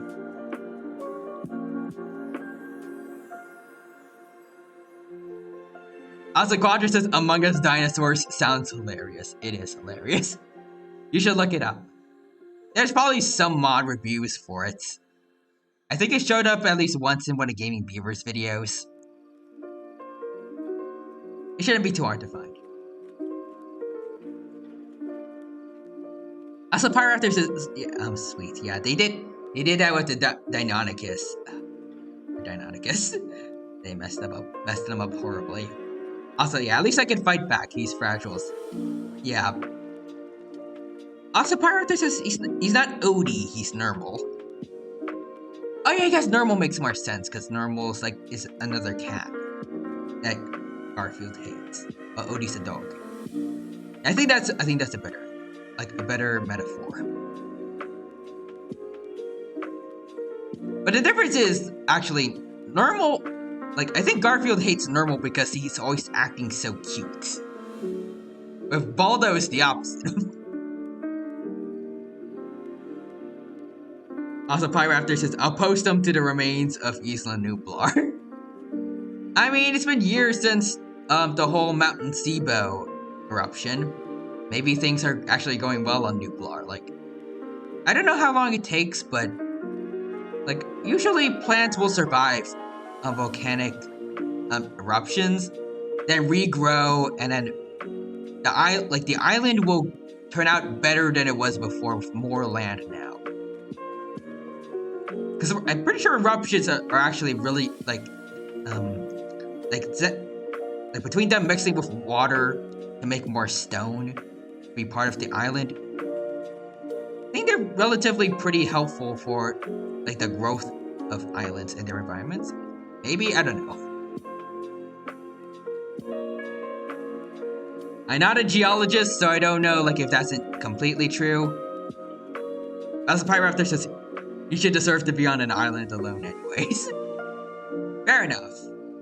But then again, we know that the Pteranodons from the Jurassic World franchise are they're some very strong flyers, based on what's implied from some movies. I think Jurassic Park 3 ended with some Pteranodons flying towards the mainland. Maybe some Pteranodons will come back to Nublar one day and find Baldo there.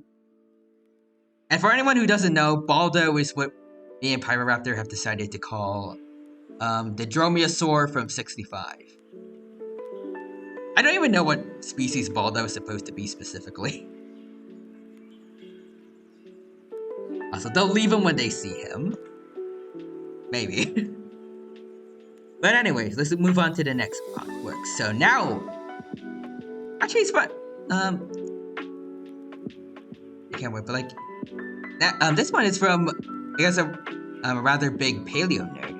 Similar to me and Pyroraptor. Yep, nice. Art by Jay Stocky. I mainly know him like thanks to his OC Jeff the Megalonyx. Because he was pretty prominent in some of my adventures. It's fun hanging out with him. And I think I don't remember exactly when, but I think last Easter he made this image over here on the left. And then not so long after, he made this artwork of me as a Megalonyx as well. So I got my own giant ground sloth form, which I absolutely love, and I want to use it for an adventure someday. This one actually came he actually showed it to me when I was doing an adventure with multiple different versions of myself from past artworks that you saw before. This was one more that he added, and I want to use this one for an adventure at some point in the future. Whether I'll make it like a standalone thing, like where it replaces Chibi Tai for a day, or where I do another thing with multiple versions of Chibi Tai, we'll see. Also, K-Dig is here. Happy Digiversary, Dig-a-Dig. Hello there, K-Dig. Welcome. Thank you for stopping by the second anniversary stream. It's good to see you here. Hope you're doing well. And I hope that you have a good time here at the stream. And I hope you're having a good day, and thank you for stopping by. And it's funny that you showed up, actually, because I mentioned you a little earlier. Because of some... Yeah, here. Art made by Alpha a while back. You see the green circle over there? Like, that's supposed to be me, but... you, who I think is, like, a little bit above me and over to the right. That one over there. I thought that was me when I first saw, this art. And I mistaken you for me. I was like, Kate Diggity says, oh yeah, Alpha's collage. Very adorable. Yeah. But in any case, it's good, again, it's good to see you here, and I hope that you're having a good day. And kidding. Lol, it's okay. Diggity. Thank you. Also, Pyraptor says, I want to be honest though, no one would make a 65 model because the designs are just that bad. Yep, I can agree on that. But they made an Among Us dinosaur, so their standards can't be that high. I'm kidding. And then next up, we got this artwork from Ryuko Mizuno of me. Well, I think supposed to be mostly Chippy Tai, but like with a touch of the normal human form. Because he's a lot taller than normal Chippy He's even got legs instead of just feet coming out of like his torso, basically. And he has arms. Still missing a tail though, but it is what it is. Overall, it's still very much adorable and I love it. And then here we got the Holy Trinity from Wolfwalker Snick. It's in chronological order, like the first one was the one on the very left, then the one on the right, and then the one at the bottom. But yeah, Wolfwalker has made some artwork of me in my chibi form, then next in me in my more human form, like my more realistic human form. And then the bottom was my dino form. That's why I call it the Holy Trinity. You can also see in the chibi tie arts that he also had his Python OC, which I think is called Rocky. He even showed up in a couple of my adventures in the past. And I love the artwork he did of my dino form. Like I said before, I still want to get some artwork of me in my dino form, like to give myself an official look, because it's kind of always changing every now and then. Like I draw myself as a T-Rex a lot, like quite a few times in the past, but it's not the most consistent. I want to have something that's like kind of fixed to me. Maybe someday. After that, we have Tyrant Tier, who made this very cute artwork of me that's kind of like a mix of my chibi form and my dino form. Because one day I was checking Twitter and I saw that he was drawing other VTubers as dinos. Actually, now that I think about it, this is also another artwork done of me by a fellow T-Rex, which is interesting. Yeah, I saw that he was drawing other VTubers as dinos. So I decided to join in on the fun and see like what he would do with someone who's already a dino. And this was the results. Now it's a small dino with a dino hoodie. It's adorable. I also want to use this one for an adventure at some point. Maybe have it be like this is Tyranno, like Chibi Tai's baby pictures or something. Like this is the pre-evolution for Chibi Tai. And then it's me, and then it's my dino form. And then we have this here by Kenji. You can check them out with the Twitter handle over there. I can't say it myself because I have no idea how to pronounce that. But yeah, the one on the top rightmost corner. That is me with the eye scar and the very, very sharp pearly whites that I very much like. I really like how he drew my hairstyle also. I think this is more how I want my human self to look. Like a mix of this and the version of me that I have for my Twitter profile. Hold on, I can show it to you guys again. When was it?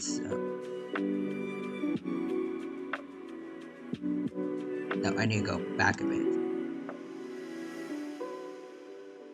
Let's see. Yeah, this one. A mix of this and this one. I would love that. For my human form. Someday I want to have this. And then next we have art by MKPVT. Me on the bottom left, as you can tell from the name. I like it a lot. I did like how I think he extended my hair downwards a bit, down below to like where my neck is. That's kind of cool. I should add that. Maybe. Could it work so that like maybe the back of my head, like with the hair looks a bit like a T-Rex tooth? Maybe. That's an interesting idea. I don't know how well it'll work out in execution though. We'll see. I think I can't see too clearly, but I think he might have given me like slit pupils. That's kind of cool. It's like I think it's like a snake. And then it's another like draw VTubers in your own style one. Like, oh, hold on. Oh wait, Don Creep is gifting a gifting a tier 1 sub. Gifted 3 total subs and oh wait, Monster King Mr. King Zilla was gifted the tier 1 sub. Nice. Oh, thank you for the gift, Don Creep. I appreciate the support. Hold on. Where's that? I go to Big Dino mode. Yeah, I'll go Big Dino mode. Alright. Don Creep, thank you for the tier 1 sub. I appreciate the support. Good to see you here, friend. Thank you for stopping by. Hope you're doing well, and I hope you have a very good time here at my 2nd anniversary stream. Alright, let's go back to normal. Yep, up. We were here. There you go. Yeah. And congrats to Monster King Zilla on getting the sub as well. Alright, so now we have art by Divishda. And there's me at the very bottom in the center. I like the shade. I like the kind of shading and lighting they did for my hair. Honestly, seeing these really make me want to improve my own art skills. I need to do more art streams. I want to try doing more art streams from now on when I get the chance. And then there's an otter version of me by Odd Ed's Otter. Very cute. Whatever. I wonder if maybe if I ever do get a live 2D model, should I get an alternate version that is me as an actual otter? I think that would be fun. Alright, but anyways, now we have Small Kuya's artwork over here of me with some dino nuggies over there. It's unrealistic though. That nuggie would already be in my mouth if it got even this close. Alright, and then this was more of me eating some nuggies made by Lord of Blade. Very cute. But I personally would have just filled up the whole plate with nuggies, not just one portion like that. The whole plate has got to be filled up with nuggies for me to be satisfied. I won't accept any less. And anyways, now we have artwork by Gura Vaccine of me in my outfit for when I do Digimon Cyber Sleuth streams, on top of a grayed out T-Rex, which I think he might have based off of Metal Tyrannomon. Very nice. Oh, but I also see Don Creep cheered 400 bits. I didn't want to get the number wrong. 400 bits. Thank you. Big Dino mode again. Hold on. Where's 310A? And 310A. Okay. Big Dino mode again. Thank you to Don Creep for all the support just now. For both the tier 1 sub and the 400 bits you just cheered. I appreciate the support today. And thank you for stopping by the 2nd anniversary. I really appreciate it, and I appreciate your support very, very much, fan. And I hope that, again, I hope you're having a good day.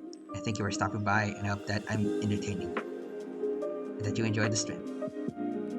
Yeah, I see the message there. Happy 2nd anniversary. Alright, so let's see. Next up, we got the Geocat. I don't like the little thing in the. I don't like the thing in the back. We talked about my dislikes earlier. I don't like this. But on the other hand, I do like the part where I'm very proud, I guess, in talking about it. Imagine not having a 65k Newton bite force. Imagine not having one of the strongest bite forces of any land animal to ever exist. Ain't that right, K Dig and any other T-Rexes in chats? Sucks to be any other inferior predator. Us T-Rexes are still number ones. Even after we're technically extinct. I mean, how many Dino VTubers, including T-Rex ones, are back? Are we even technically extinct? You know, no question. You know, at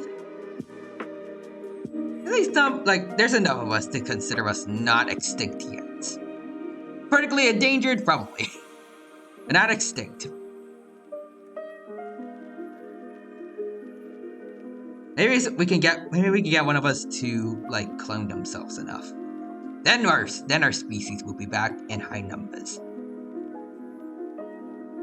I mean, I have been getting multiple different versions of myself over and over again, so maybe I'm the one contributing the most to our species' repopulation. It's just gonna be clones of me. Also, Quadra says, mutant force, son. Response to physical trauma. You can't hurt me, herbivore. But I can hurt you. A lot. I can crush your bones in a single bite. I can tear off your frill, Triceratops. I could probably bite the leg of an Alamosaurus if I wanted to. I probably wouldn't, though. Fully grown sauropods are not the most fun enemies to fight. But if I could bite its leg, I would. Then again, if T-Rexes did hunt in packs, like some people think they might have, like lived in family groups, then an Alamosaurus might be in trouble. One-on-one, though, probably not. I don't think there's any theropod that can solo a sauropod of any kind. Unless a dwarf sauropod like Megarosaurus from Hateg Island. Like I said before, for my favorite shows, Dinosaur Planet showed me about what insular dwarfism is, and that is the thing that Megarosaurus had. Basically, animals that live on islands tend to be smaller than their mainland counterparts because of how limited resources are on islands compared to the mainland. The Megarosaurus got ridiculously small, but it still has the general body proportions of the usual sauropod, so it can't run away from predators. So if any large theropods made it to Hateg Island and found Megarosaurus, they're just sitting ducks waiting to be eaten, basically. They're too fast to run away and too small to use their sheer size and strength to overpower any large predators. It's like rush in, a snap to the neck, and then down goes Megarosaurus, basically. I mean, maybe it could have whipped its tail, but I don't think sauropods can do that. At least I think for Diplodocus, it's debunked. From what I heard, if they do try to whip their tails at predators, it would succeed in hurting the predator, but they would also snap the tail vertebrae. So it's not a good idea.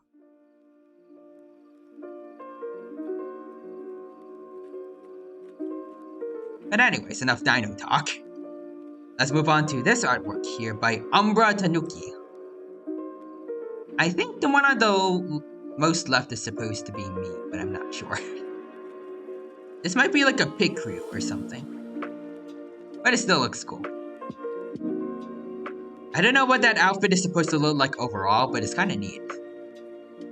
I think it's supposed to be something like from feudal Japan? I don't know.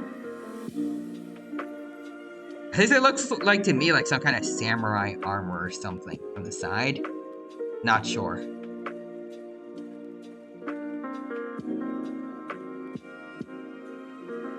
Probably have it completely wrong. But in any case, let's move on to some artwork by Dead Rex over on Twitter. And I love some of the artwork that he's made. The one on the top left. Scabby Ircanis with the 100 penny railgun. I love their Scabby Ircanis. Hold on. I'm going to big dino mode. quick. Guys.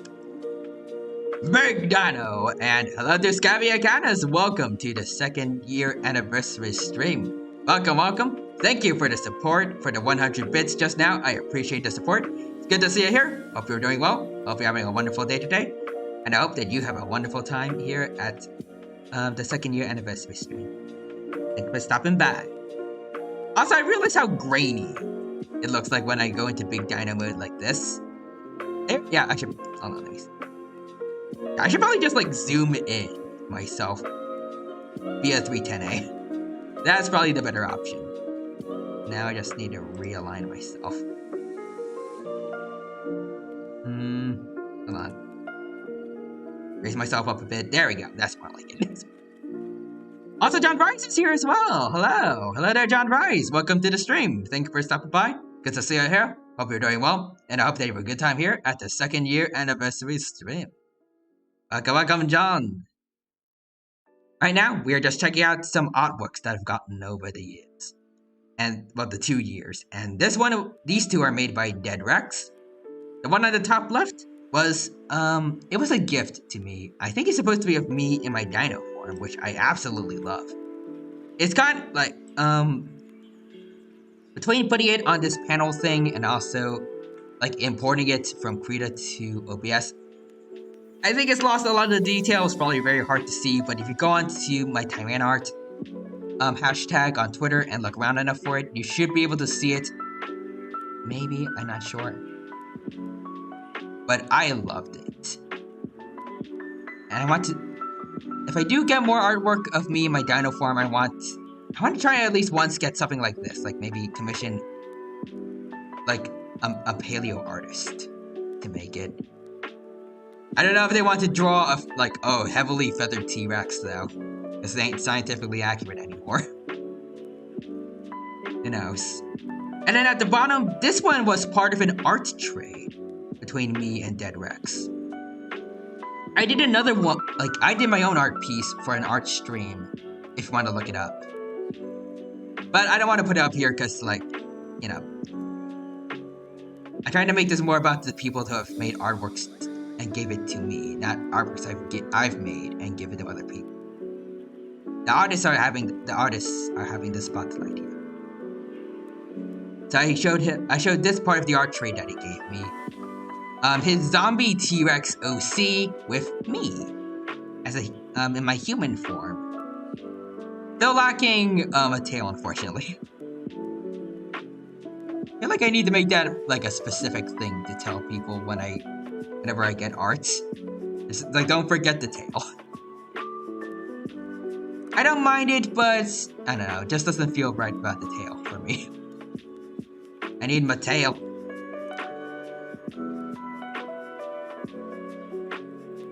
But I do see that he put a Dino Nuggie in my hand, which I love. That's perfect for me. Also, John said earlier, I'm sorry I missed your message. So how's it been going for you? It's been going very well so far. I've been having a lot of fun. Going into bits of my lore and also checking out all the old arts that I've gotten over all the arts I've gotten over the years. Some are old, some are young.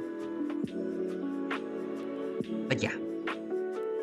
Alright, so next up, we have, this is the most recent artwork I've gotten, I think, by Gioverde V.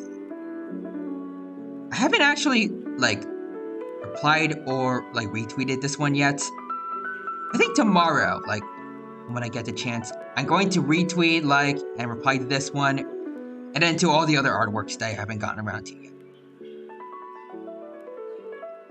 But yeah, for Gioverde, I think he made this, a fake toy, basically. So Magic Dino Cap. Just add water. So it's like those things that, you would put in water and then they would grow into animals. I remember those things when I was a kid. They never grew right for me.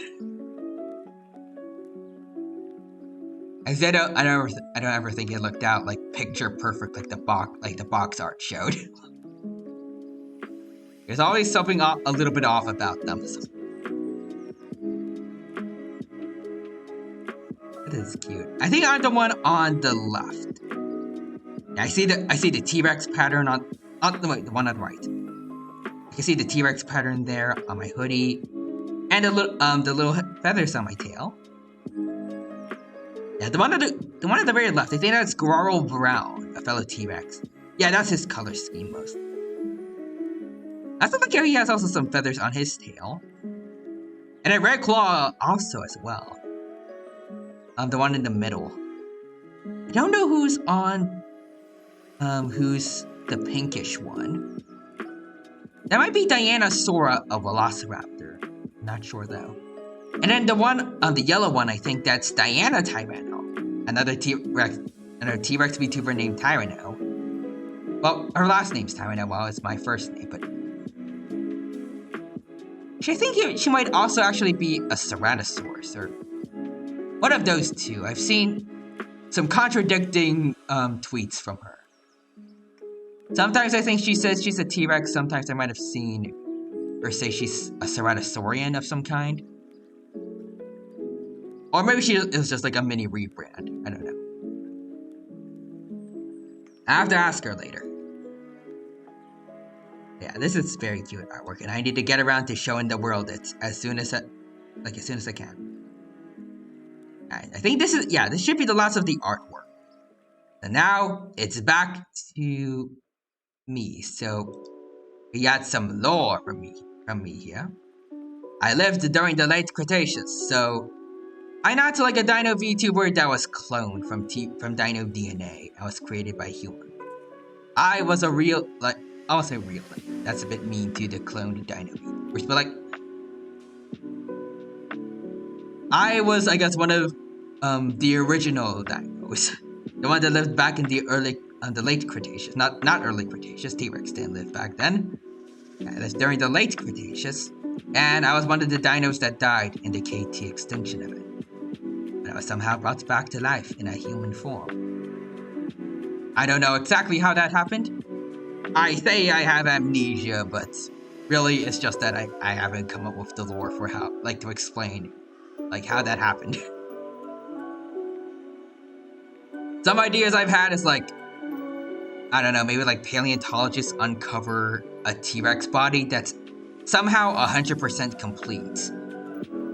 And then, I don't know, maybe a nature god takes pity on me, brings me back to life. That was one idea I had. Another one was a necromancer. And a few others. I don't know which one works. But also some more artwork. This can change forms at will. Yep, that is true. I can change between my human form and my chibi form at will. Also my dino form, all of the other forms that you've seen from artworks as well. I can change into whatever I want. The Quadra says, aliens. Now I'm just thinking about that one meme from that guy from the History Channel. You know what? Aliens is a pretty interesting idea. Maybe I want to include aliens in my story. I'm imagining an animation for my origin, how some people have for their VTuber lore origins. I know Iron Mouse has one made for her. Zen had one as well. I think everyone from VShoujo has had animations for their lore. I want to have something like that, and then it's going to be something that perfectly fits what paleo nerds want, maybe. I might take some creative liberties in the first half, where it's just me being a normal T-Rex, then dying to the KT extinction event, but then it cuts to the present day where my body is, and then suddenly aliens show up out of nowhere and bring me back to life. It starts out as fairly realistic based on what we know of paleontology, and then it just goes full sci-fi. And then we can go with my god idea again. From before. Just go crazy with it. Maybe just have multiple different forces. Forces and beings trying to bring me back to life all at once, and they all succeed. At exactly the same time. Maybe I could even be the Monkey King, Sun Wukong, and just have multiple levels of immortality. Also, Scabby Ericanus says, and does this reflect your modern eating habits somehow? Yes. I still have the T-Rex mentality, so I gotta eat a lot of meats every day to survive. And that's why I love eating nuggies so much. Also, John Rice says you gained a stand as well. You know, just whatever, like, at the same second I died during the KT extinction event, I also got hit by a stand arrow. So I got a stand, and then when I was brought back, the stand came with me. And that's Buff Barney's origin story. You know, now that I think about it, Buff Barney as an actual stand for me, if I can get, like, if I ever get a 2D model, I want to have an alternate version where I'm dressed up as, like, Jolterol. And then I can actually have, like, I can toggle on and off Buff Barney. And maybe I can even have him do, like, an aura thing. If I press a button or something, I, like, have him actually, like, punch at the screen. Or have him just, like, stand idly. I think that would be cool. Also, Quadra says, that's the idea. That's the meme I was going for. Ah, okay. Alright, some more parts of my lore. Love Snuggies. Who could have guessed that was going to be a part of my lore? I'm sure you're all surprised by that. But I also have more to my lore. I have multiple facial scars from hunts and fights like many T-Rexes did. Because for those of you who don't know, a lot of T-Rex specimens out there have some kind of scars on them. Some, like Rexy, I think Sue, had a big puncture wound in her leg bone that healed improperly, but based on what we know, it healed up, like not perfectly, but like it was fully healed to some extent. So in spite of that serious injury, she was able to survive long enough for it to heal and continue on with her life. And I think one theory as to what happened with her leg was that a Triceratops' horn stabbed through it. So very painful. But what gets us the most facial scars usually are fights. And as I said before, many T-Rexes got scars because many of us T-Rexes were getting into fights with one another. Lots of specimens of T-Rex, including a young Tyrannosaurus named Jane, all have facial bite marks from other T-Rexes on them. Usually around... I already said facial bite marks. I was going to say bite marks on the face, but I already added facial, so you know where the bite marks are. But for some reason, we really liked biting each other on the face. It might have something to do with the fact that our noses would have been very sensitive in life, so we were constantly trying to go for the parts of our bodies that would hurt the other the most. I don't know. I guess there's also the fact that, like, our head are just, like, the biggest targets. But yeah, that's why I have lots of facial scars. From hunting, and also fights here and there. Other T-Rexes back in the old days. Luckily, the T-Rexes that are around nowadays, and we are friends. We don't need to fight. But if any T-Rexes, other fellow T-Rexes, want to square up, I will bite ya in the cheek. As per tradition in our family, in our race's family, or species' family.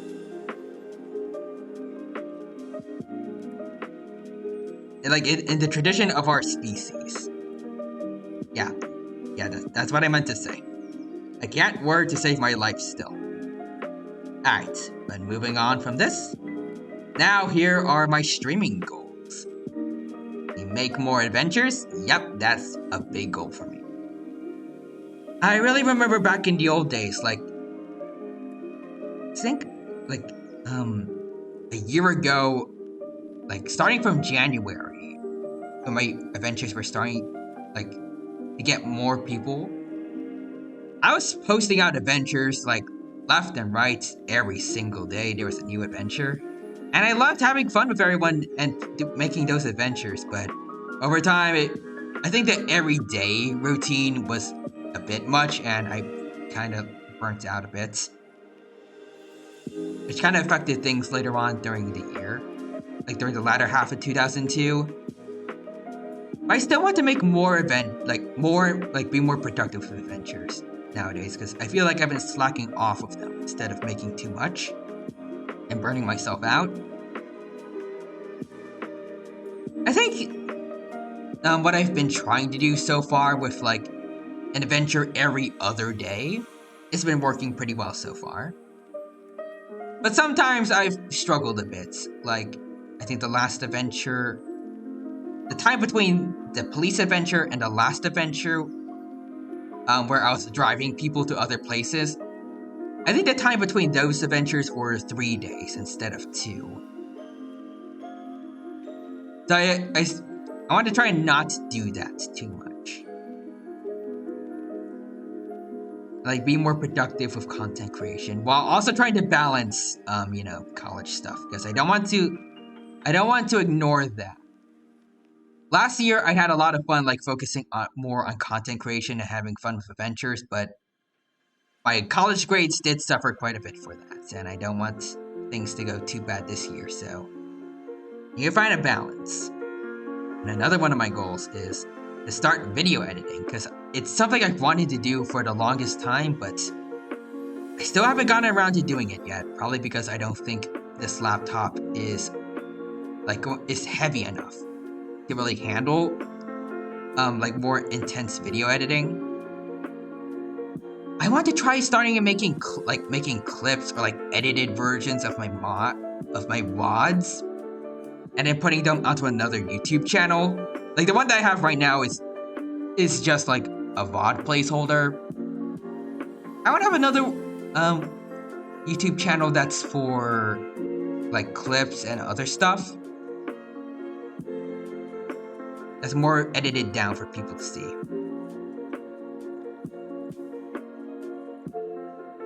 I don't know, I feel like over the time, like, I've gotten like at least a couple of clippable moments. I think I'll try to find some of those.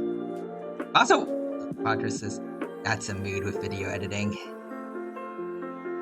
Also, Sin says, parents, hello there, Sin. Welcome. Thank you for stopping by the stream today. It's good to see you here. Hope you're doing well. Hope you're having a wonderful day today. Hope you have a good time here at the second year anniversary stream. And yes, I do have I have a model thing. It's not a new one.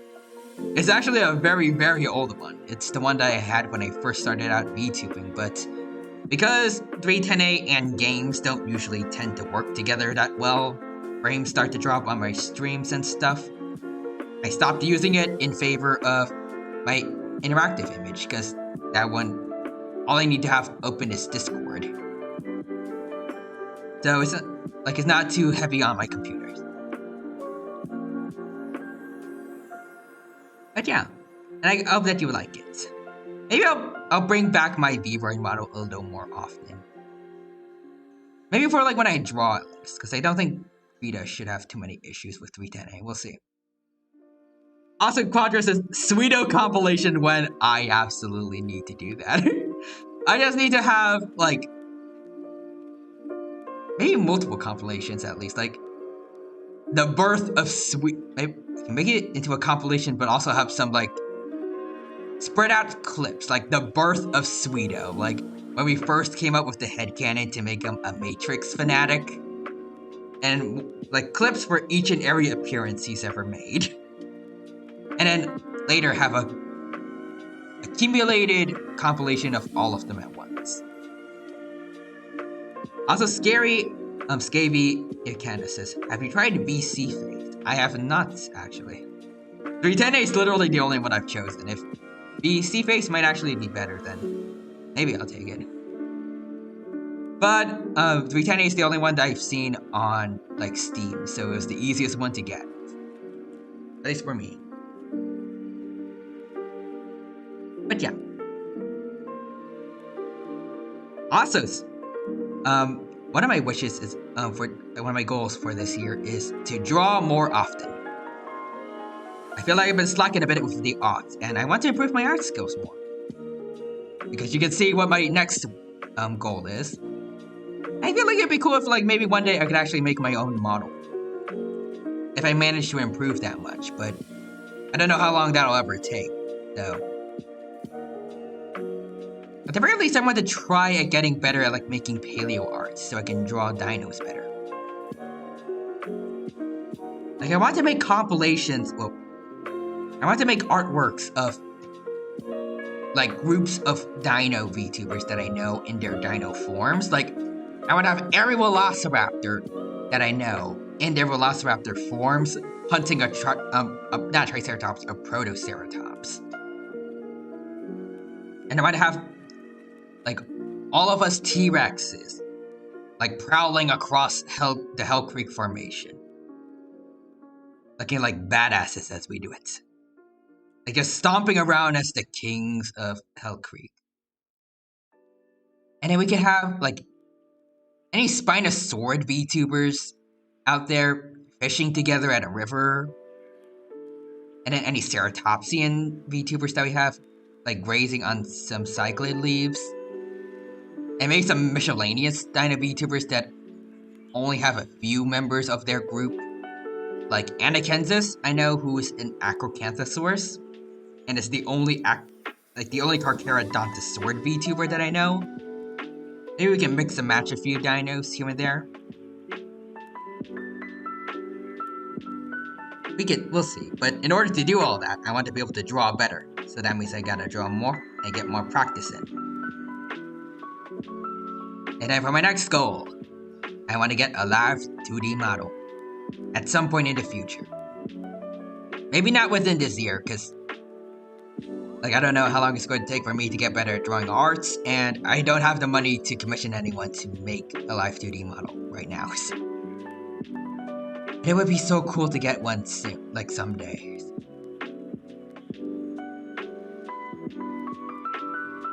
And like I said before, I have a lot of ideas for what I want for like alternate versions, like different outfits for like live 2D me.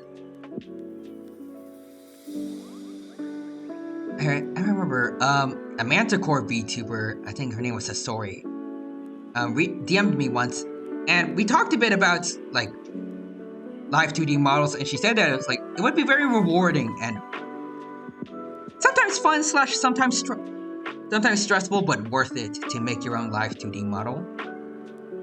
And I think I want to try it someday, maybe. We'll have to wait and see. But again, I have to improve on my art skills first, I think, before I get to doing stuff like that. But anyways, my next goal is to add at least 5 or more games to my streams within a year. So by the time the 3rd anniversary stream comes along, I need to have added 5 more games to like my streaming pool, I guess. I feel like we've been a bit too stagnant recently with like the kind of games I play on streams. Like it's just Digimon Cyber Sleuth, Genshin, sometimes Jurassic World Evolution 2, Isle, a little bit of Prehistoric Kingdom. That's about it. I want to add more games, and specifically I want to add 5 more new ones to try and play within this year. John Rice also says, "True that. I don't know what you were referring to back then. I'm sorry I missed your message. I hope you can explain it to me in chat. But also, any games you want to be played? I've said this before, and I'll say it again. I have Ark Survival Evolved on Steam. I've had it for the longest time. Since I first started out, it was going to be one of the first games I ever streamed, but because of how terrible my old laptop was, Ark could not run properly at all on it. Like, on its own, much less having it run while OBS and 310A were active. So I decided against it. And even, I haven't tried with this laptop, but I feel like I still don't really have, the requirements needed to play Ark, stably, I guess. Like, maybe I could play it, but it could probably be very laggy on stream. Or it's going to be tending to crash a lot. Something like that, probably. Someday, though, when I get a good setup and, like, the best possible, like, some of the best possible gaming PCs, maybe, then I'll try to play Ark. As for right now, I feel like it's going to fry anything I have right now. Also, John Wright says, you need time to get better at Ark. Okay, so that's what you were referring to, and yeah. Roger says, fighting games could be an interesting experiment. True, you have told me about a few fighting games as well as a few other people. I remember Killer Instinct was one. I think you and Real Human recommended quite a few of them to me. Like there was Killer Instinct, Street Fighter, a few others. You try to play those maybe, but I don't know how good I am at 2D fighting games, but you know, I think one of the best parts of playing games is like trying to step outside of your comforts. Well, playing games and also content creation in general usually is supposed to be like trying to step out more out of your comfort zone and making some nice changes here and there. See what sticks. I want to try playing some 2D fighting games when I get the chance. Oh, John Rice says, you have Steam Vampire Survivors? It's nice and easy. I have Steam. Is it free? See, now that I think about it, it's also Brawlhalla, right? I think that's also free. Could be. Maybe fun to try. And also, Guilty Gear Strive was another. And I consider that one. Sounds a bit like Solid, like Metal Gear Solid. Just because that's gear in the name. I find something fun to play and enjoy them, and I think Brawlhalla is cheap. I guess maybe it's worth it? I don't know. Is Multiverses free or is it not? I'm not sure.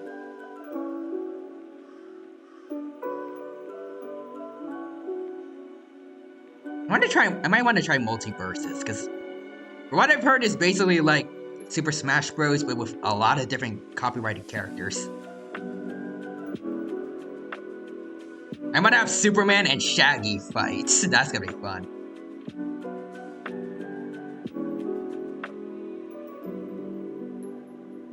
Oh wait, what? Oh, Multiverse is free. Oh, it is, but it just closed.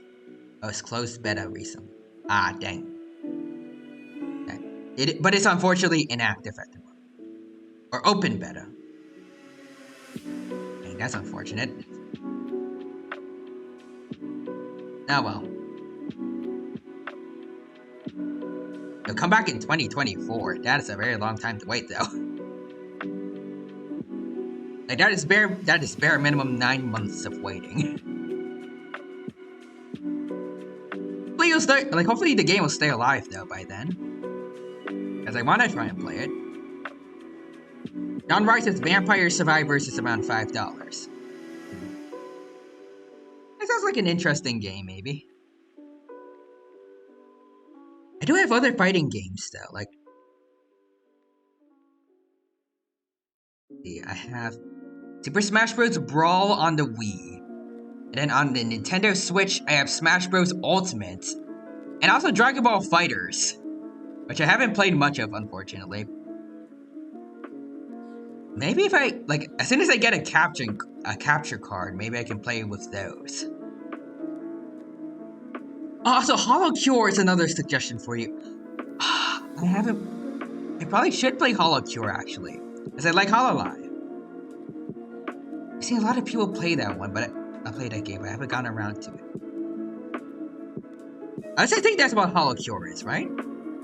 Or I might be thinking of a different game. I know it had Hollow in the name, though. Okay, yes, it is the Hololive fan game. Okay, yeah, I might want to try playing that one. I'm pretty sure even like official Hololive VTubers have actually played their own game, basically. Quadra says yes, and #1 Fubuki simp reporting for duty. Awesome. Is it collab? Like, can you play with other players as well, or is it just one, like single player? I want to party up with people and like people that I know. See how that goes. Sadly, it's only single player. Oh well. I'm fine with single player games as well. It is what it is. Also, adding more onto games I want to add to my streaming pool, I guess, of choices. There are other Dino simulator games like The Isle, like Path of Titans is one. There's a huge variety of playable animals that I really, lots of which are underrated creatures, which I really like. That some creatures like those get a chance to be in the spotlight, so maybe I'll try that one as well. There's also Beasts of Bermuda, Saurian, which is based in Hell Creek.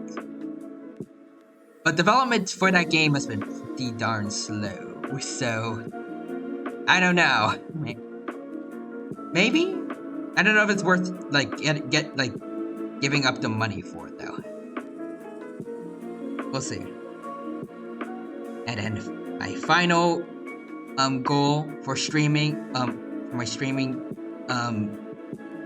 like from this year onwards to the 3rd year streaming anniversary is, and also far beyond that as well actually, is just to keep having fun. Yes, like I said before, having fun is important in content creation. The main thing about it, like the main thing that I liked about it was like since I was a kid, like the idea of content creation is that you get to be like you're being happy and playing games and just enjoying your time, and you're getting to make other people happy as well. There's no reason why, well, I mean there's always burnout, but like there's no reason why it shouldn't be fun more often than not. And that's the main goal I want to have for content creation. Just keep having fun and enjoying myself when doing content creation. Keep enjoying making the adventures, doing image edits and hanging out with everyone, playing games and talking with you all here on Twitch, and all that other good stuff. That's what I like. The day I don't have fun with this anymore, that's when I'm probably going to, you know. But even though I've been through a lot of stuff thick and thin throughout the past 2 years, having fun has always been, it's always gone above any slumps I might have had. Like whether it be burnout or, well, just still burnouts and like lack of motivations. I've always had more fun than doing content creation than content creation has tired me out. I feel like I'm going to keep going at it for a very long. Hopefully. That is in my best interest at least. With college though, I feel like I've seen a lot of content creators, including like some old YouTubers I used to watch, eventually fade away because college took up too much of their time. But I'm gonna try my best to keep a balance for both. I will also add like the extra goal that I didn't have here, but I also mentioned a bit before with the video editing. I want to upgrade my setup, at least a little bit. I said it before, I don't have a real microphone, I just have the microphone that is built into my laptop, so one day I want to be able to get like an actual microphone, like something that's like up on a stand that I can speak into, like that will hopefully sound good. I want to get myself like a better laptop or a gaming PC that can actually play games better, and also have a model that can actually move around with it without causing stream to lag.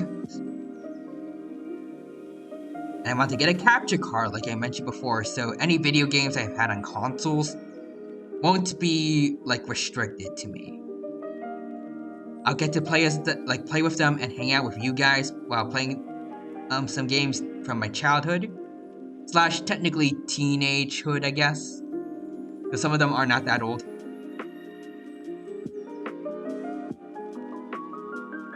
But yeah, Also, Quadra says, thankfully good mics are cheaper nowadays. I am glad for that. Also, Quadra says, though, to be honest, your laptop mic is really good. Oh, thank you. Well, I mean, I like it overall, but like from whenever I hear my VODs, it's I don't know. I feel like it's kind of down the middle compared to what I would like to get in the future. Or maybe it's just my voice, because I still like to this day, even after 2 years, I still don't like the sound of my voice in recordings. As consciousness, it's good, but could be better. Yeah, it's like that one Wonder Woman meme. It's good. It could be better. That's why we always need upgrades. People. There's always room for improvements. I will say though, like I guess if nothing really happens to my stream setup within the next year, mainly because I'm busy with college and I can't really get a job. Like I could get a job, but that's going to cut time away from my content creation. I want to try to have fun like during the summer break.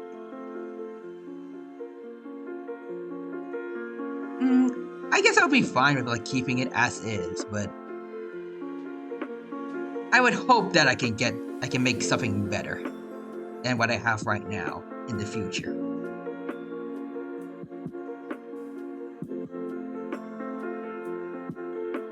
We'll see. But yeah. And then that's it for my goals. And then now we have this. Thank you for 2 amazing years, everyone. I appreciate all the support you've ever given me, and hope that you all have enjoyed my streams, and that I shall continue to entertain you all for a very, very, very long time to come. And then you can see Chibi Tai here with some fireworks and some nuggies for all of you, as you all deserve them.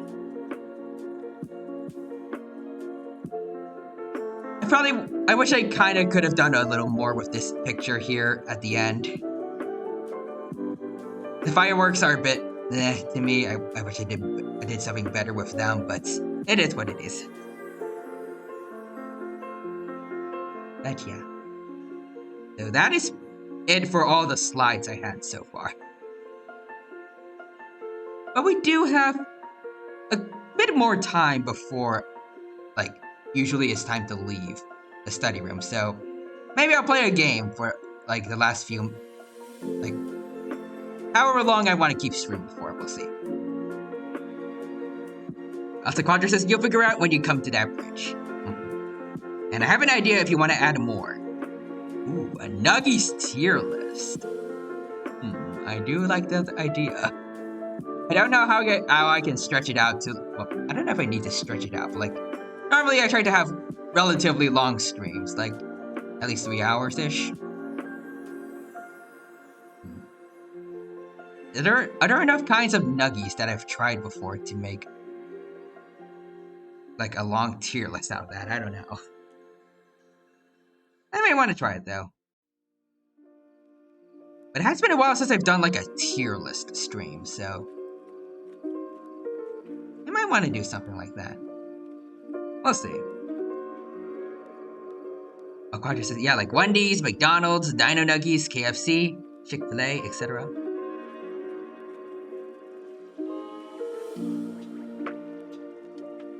We could do that, probably. I'll have to wait and see when the time comes. But for right now, we are pretty much, yeah, we are done with everything, so. What kind of game should we play? Like I guess just to wrap things up.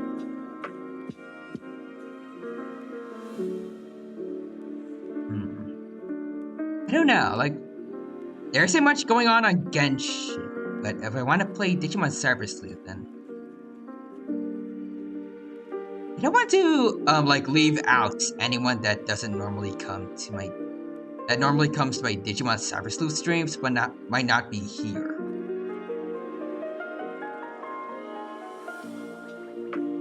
Roger says, I think you should play a game that is super on brand for you. Ooh, so like a DINO stream.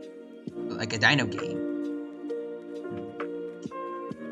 Okay, well, I won't be able to play it for too long, but let's try and play the Isle. Or like a personal favorite game. Oh, well, I'm already here in the Isle, so let's try it. Hopefully things are going well in the Isle. Alright, so getting rid of 310A so it doesn't mess things up with the Isle. Alright, and now since we're gonna have the Isle, I can get rid of Chrome. So get rid of the music so that way the game can, like, my computer can focus solely on running the Isle. And will hopefully not break. Alright. Yeah, I think that's a good idea to end things off, like, try to end things with a game that's more on brand for me. And that, of course, has to be a dino game. And it is one of my personal favorite games, so it fits both. Alright. Let's see, so where is the Crimson Isle? That's where I left my Triceratops. Let's see, Crimson Isle, I think this is the right one. There were multiple Crimson Isles, but I think this is the one that I was on before. It's like noob friendly, something, yada yada. Oh, yep, there it is. There's my Triceratops. Now I get to see it in broad daylight. Beautiful. Hey, buddy. And I'm seeing it now. And yeah, unfortunately, the Isle does not work well with this laptop. Like, it doesn't work badly, but like it looks a bit like a slideshow from what I see on my phone. Like, this is what I normally got whenever I try to do 310A in a game together, like Genshin back in the old days. It kind of caused this to happen.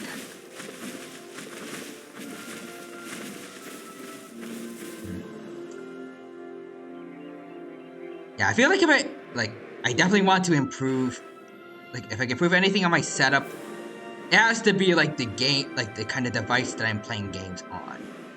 I want a better laptop or, like, a full-on gaming PC, so, you know, streams can, with more heavy games like Genshin and the Isle can look a bit better. And maybe I would try to get, like, a second computer to do adventures and image edits on, so that way they can share, the workload, I guess. Instead of, like, all of it being put onto one computer, which can cause performance to go down a bit.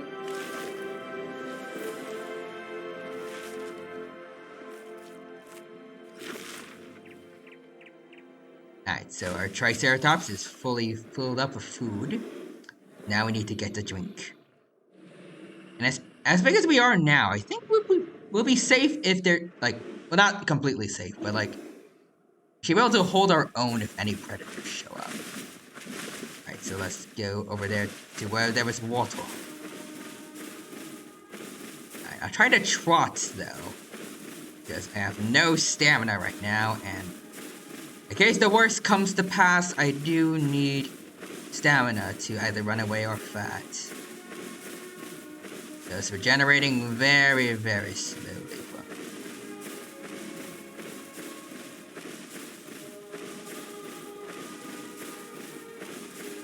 Okay, go over this way. It's quite a slope downwards. Oh dear. I need to make sure I don't break my legs again.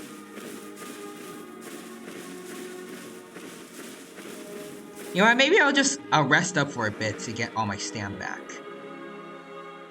Okay, already right off the bat, we're getting a lot of stam regeneration. Oh, yeah, we are getting lots of stam regenerations. Alright. Keep it up. When it reaches the top, then we can go. I don't want to rush things and then end up getting killed by a predator because I didn't have enough stamina to run away.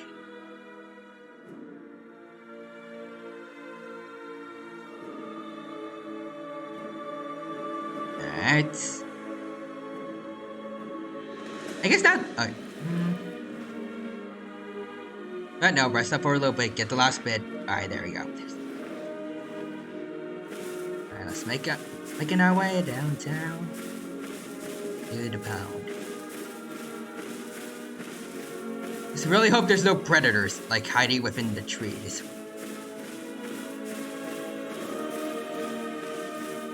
Because I am an adult, but I'm not a fully grown adult yet. I'm not at 100%. So I'm a little weaker than a full Triceratops. So if a fully grown T-Rex shows up, then I don't know how well I'm gonna fare. I don't know too much about like what my matchups are in this game. Maybe if someone like Forrester was here, they would know because they're IO veterans, but I am not so much. I have quite a bit of experience with this game, but I'm still, for the most part, a noob.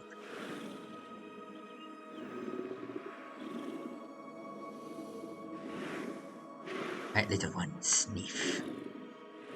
Sniff. Up there's the water, right over there.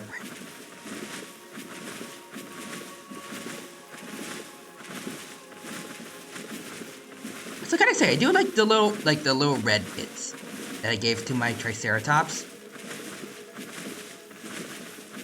It reminds me of another Triceratops design from a certain type of paleo media. I don't know which one it was though.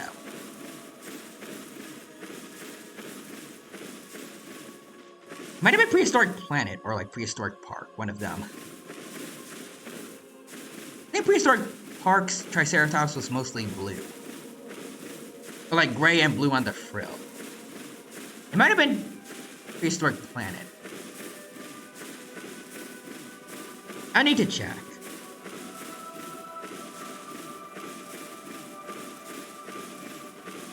While we're on the subject though, recreating Prehistoric Planet dinos in the Isle could be fun. Alright, we need to rest again. Because our stamina, it grows back incredibly fast, but we lose it as fast. Alright, there we go. I think the main reason the stamina drain, comes back so quickly is probably because there's not much stamina to actually regenerate. That's probably it. Alright, let's go. Let's get some water and rest there. And we'll figure out what to do after that. Be careful though, because this is a watering hole now. So anyone looking for water within the area will probably be here. Let's see who is on the. All right, 41 people are on the server right now. All right.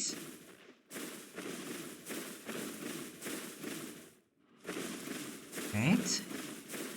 It's quite a bit of people, so.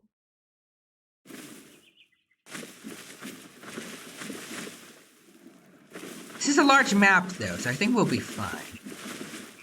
I don't see anyone here yet. Leave the drink.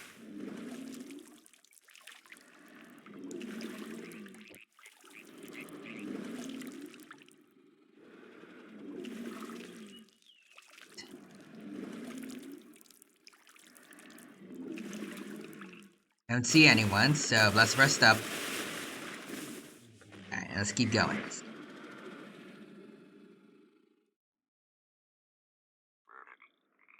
I really am surprised that no one's here. Well, actually, shouldn't be too surprised, because no one was here when I was, a little baby. And I was here for a long time as a baby. I think like 3-ish hours. Still, for no one to be here again.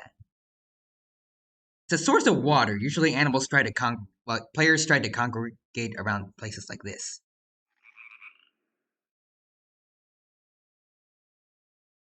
Oh well. At least no one will bother me. It'd be nice if there was like a fellow herbivore that I could hang out with, though. I remember, like, while I was playing here last time, I think someone said there was a Shantungosaurus here. Those guys are pretty strong, so it would have been cool to see them together, like, hang out with him. Oh, there's a Herrerasaurus pack. A Gallibody. Okay, Herrerasaurus is an aloe egg. Oh god, there's fully grown aloes. So fully grown aloes and Herrerasaurus. Herras are not a big deal. The aloe probably is. Alright, so let's sniff though. I want to go adventuring. Maybe I could stay at this safer place for a very, very long time like I did when I was younger, but I want to go adventure. Besides, I'm a fully grown adult now. If I die, then I mean I have to, like, I've already done a lot of what I wanted to do with a Triceratops, so I don't have anything to leave necessarily.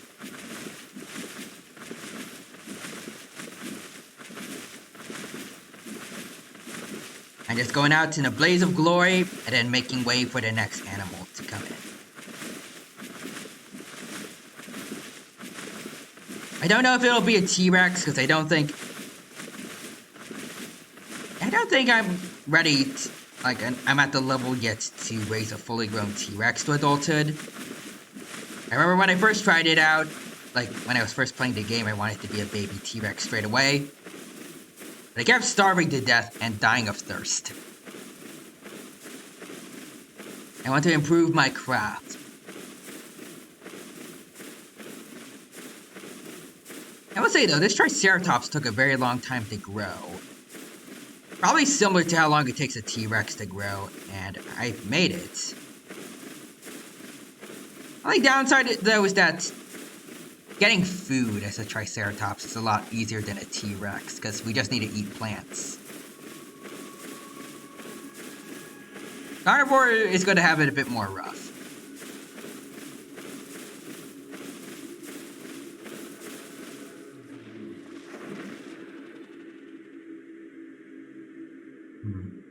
I think next time I'm going to try and like be a medium-sized carnivore of some kind. Whether it be Allosaurus or probably not Ceratosaurus. I tried playing Ceratosaurus before and it is not very good. I never even got to adult stage yet, so maybe it's a lot better late game, but like trying to get a Cerato grown up is a nightmare. Alright. Make our way to the water. Getting dark though. I don't know if this is a good idea. Nothing going on over here. Can't really make out what this is supposed to be though. Oh wait, it's like a... It's like a crater kind of. I was like, can't see Jack around here. I want to risk it and go out into the open. I feel like I'd rather like stay here at night because I can't see nothing.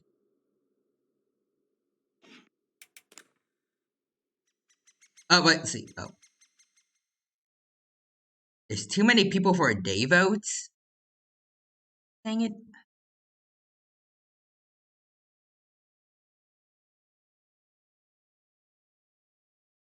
Why not though? Like I love if people could like just say we could oh wait, spine SP for a Spino egg. A for an aloe egg. What do you think, guys? Should I keep the Triceratops or try to get the Spino or aloe eggs?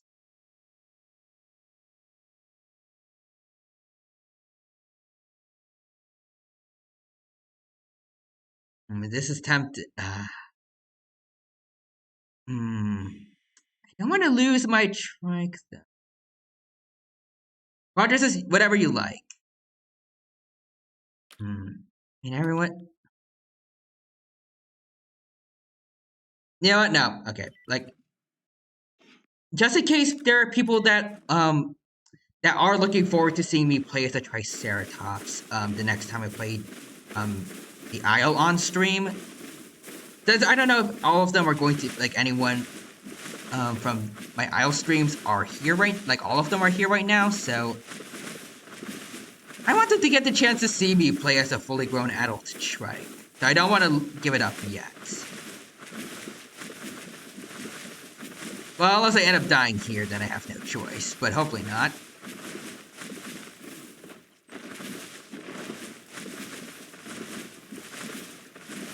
I think I'm going to like try and make this little guy, like this big guy, live out his life as best as he can.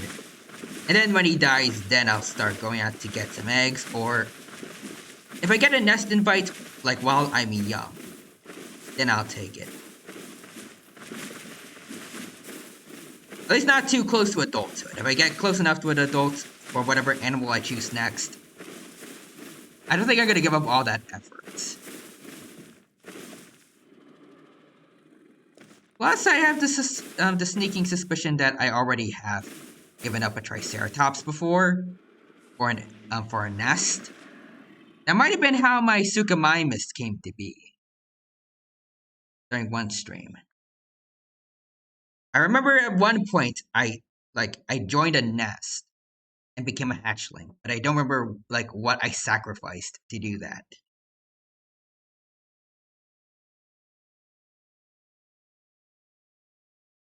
Because when you do join a nest, whatever dinosaur you were playing as is just kind of gone. Like, oof. And then you become that like the baby of whatever animal whose nest you decided you wanted to join. I can't just save my Triceratops and then play it again later.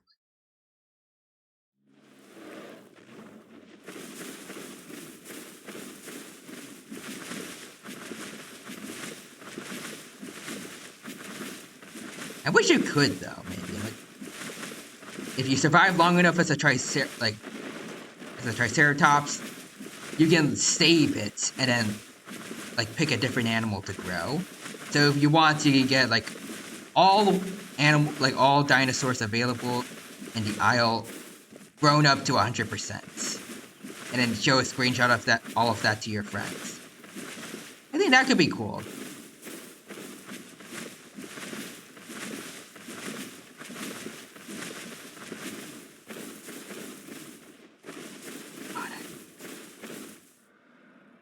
I thought I heard more footsteps behind me, but I think it was just like because I have 4 feet instead of 2.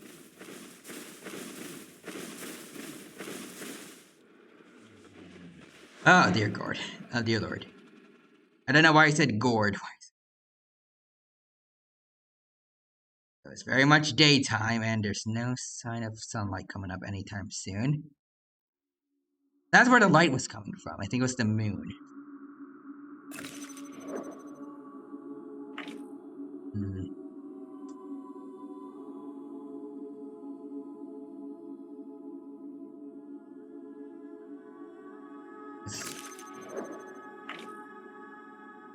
Okay, so now it's hit 9 o'clock. And I don't want to risk losing my Triceratops, so since we're done with the all I had planned for the 2-year anniversary. Do we have things here for now, maybe? Like we finished up everything I wanted to do, and I don't want to lose I don't want to risk losing my Triceratops here in the dead of night before my next Isle stream. I think it should be fine. We got the save logouts now, so I can safely leave the server, and my trike will be okay. Alright. Let's go back to the lobby. Up, and I realized I forgot I got rid of the 310A me, so hold on. Let me go to my loading screen real quick. Alright, hold on. Let me just reset them up. And on the face tracking and all that. Alright, there we go. We're back. Oh, hold on. Oh, there's me. Alright, perfect. Alright. Now I think I'm ready to end things here, but thank you to everyone who stopped by during the 2-year anniversary stream. I hope that you all had a good time here and I was able to entertain you all. Alright, so let's see. Who shall we raid today?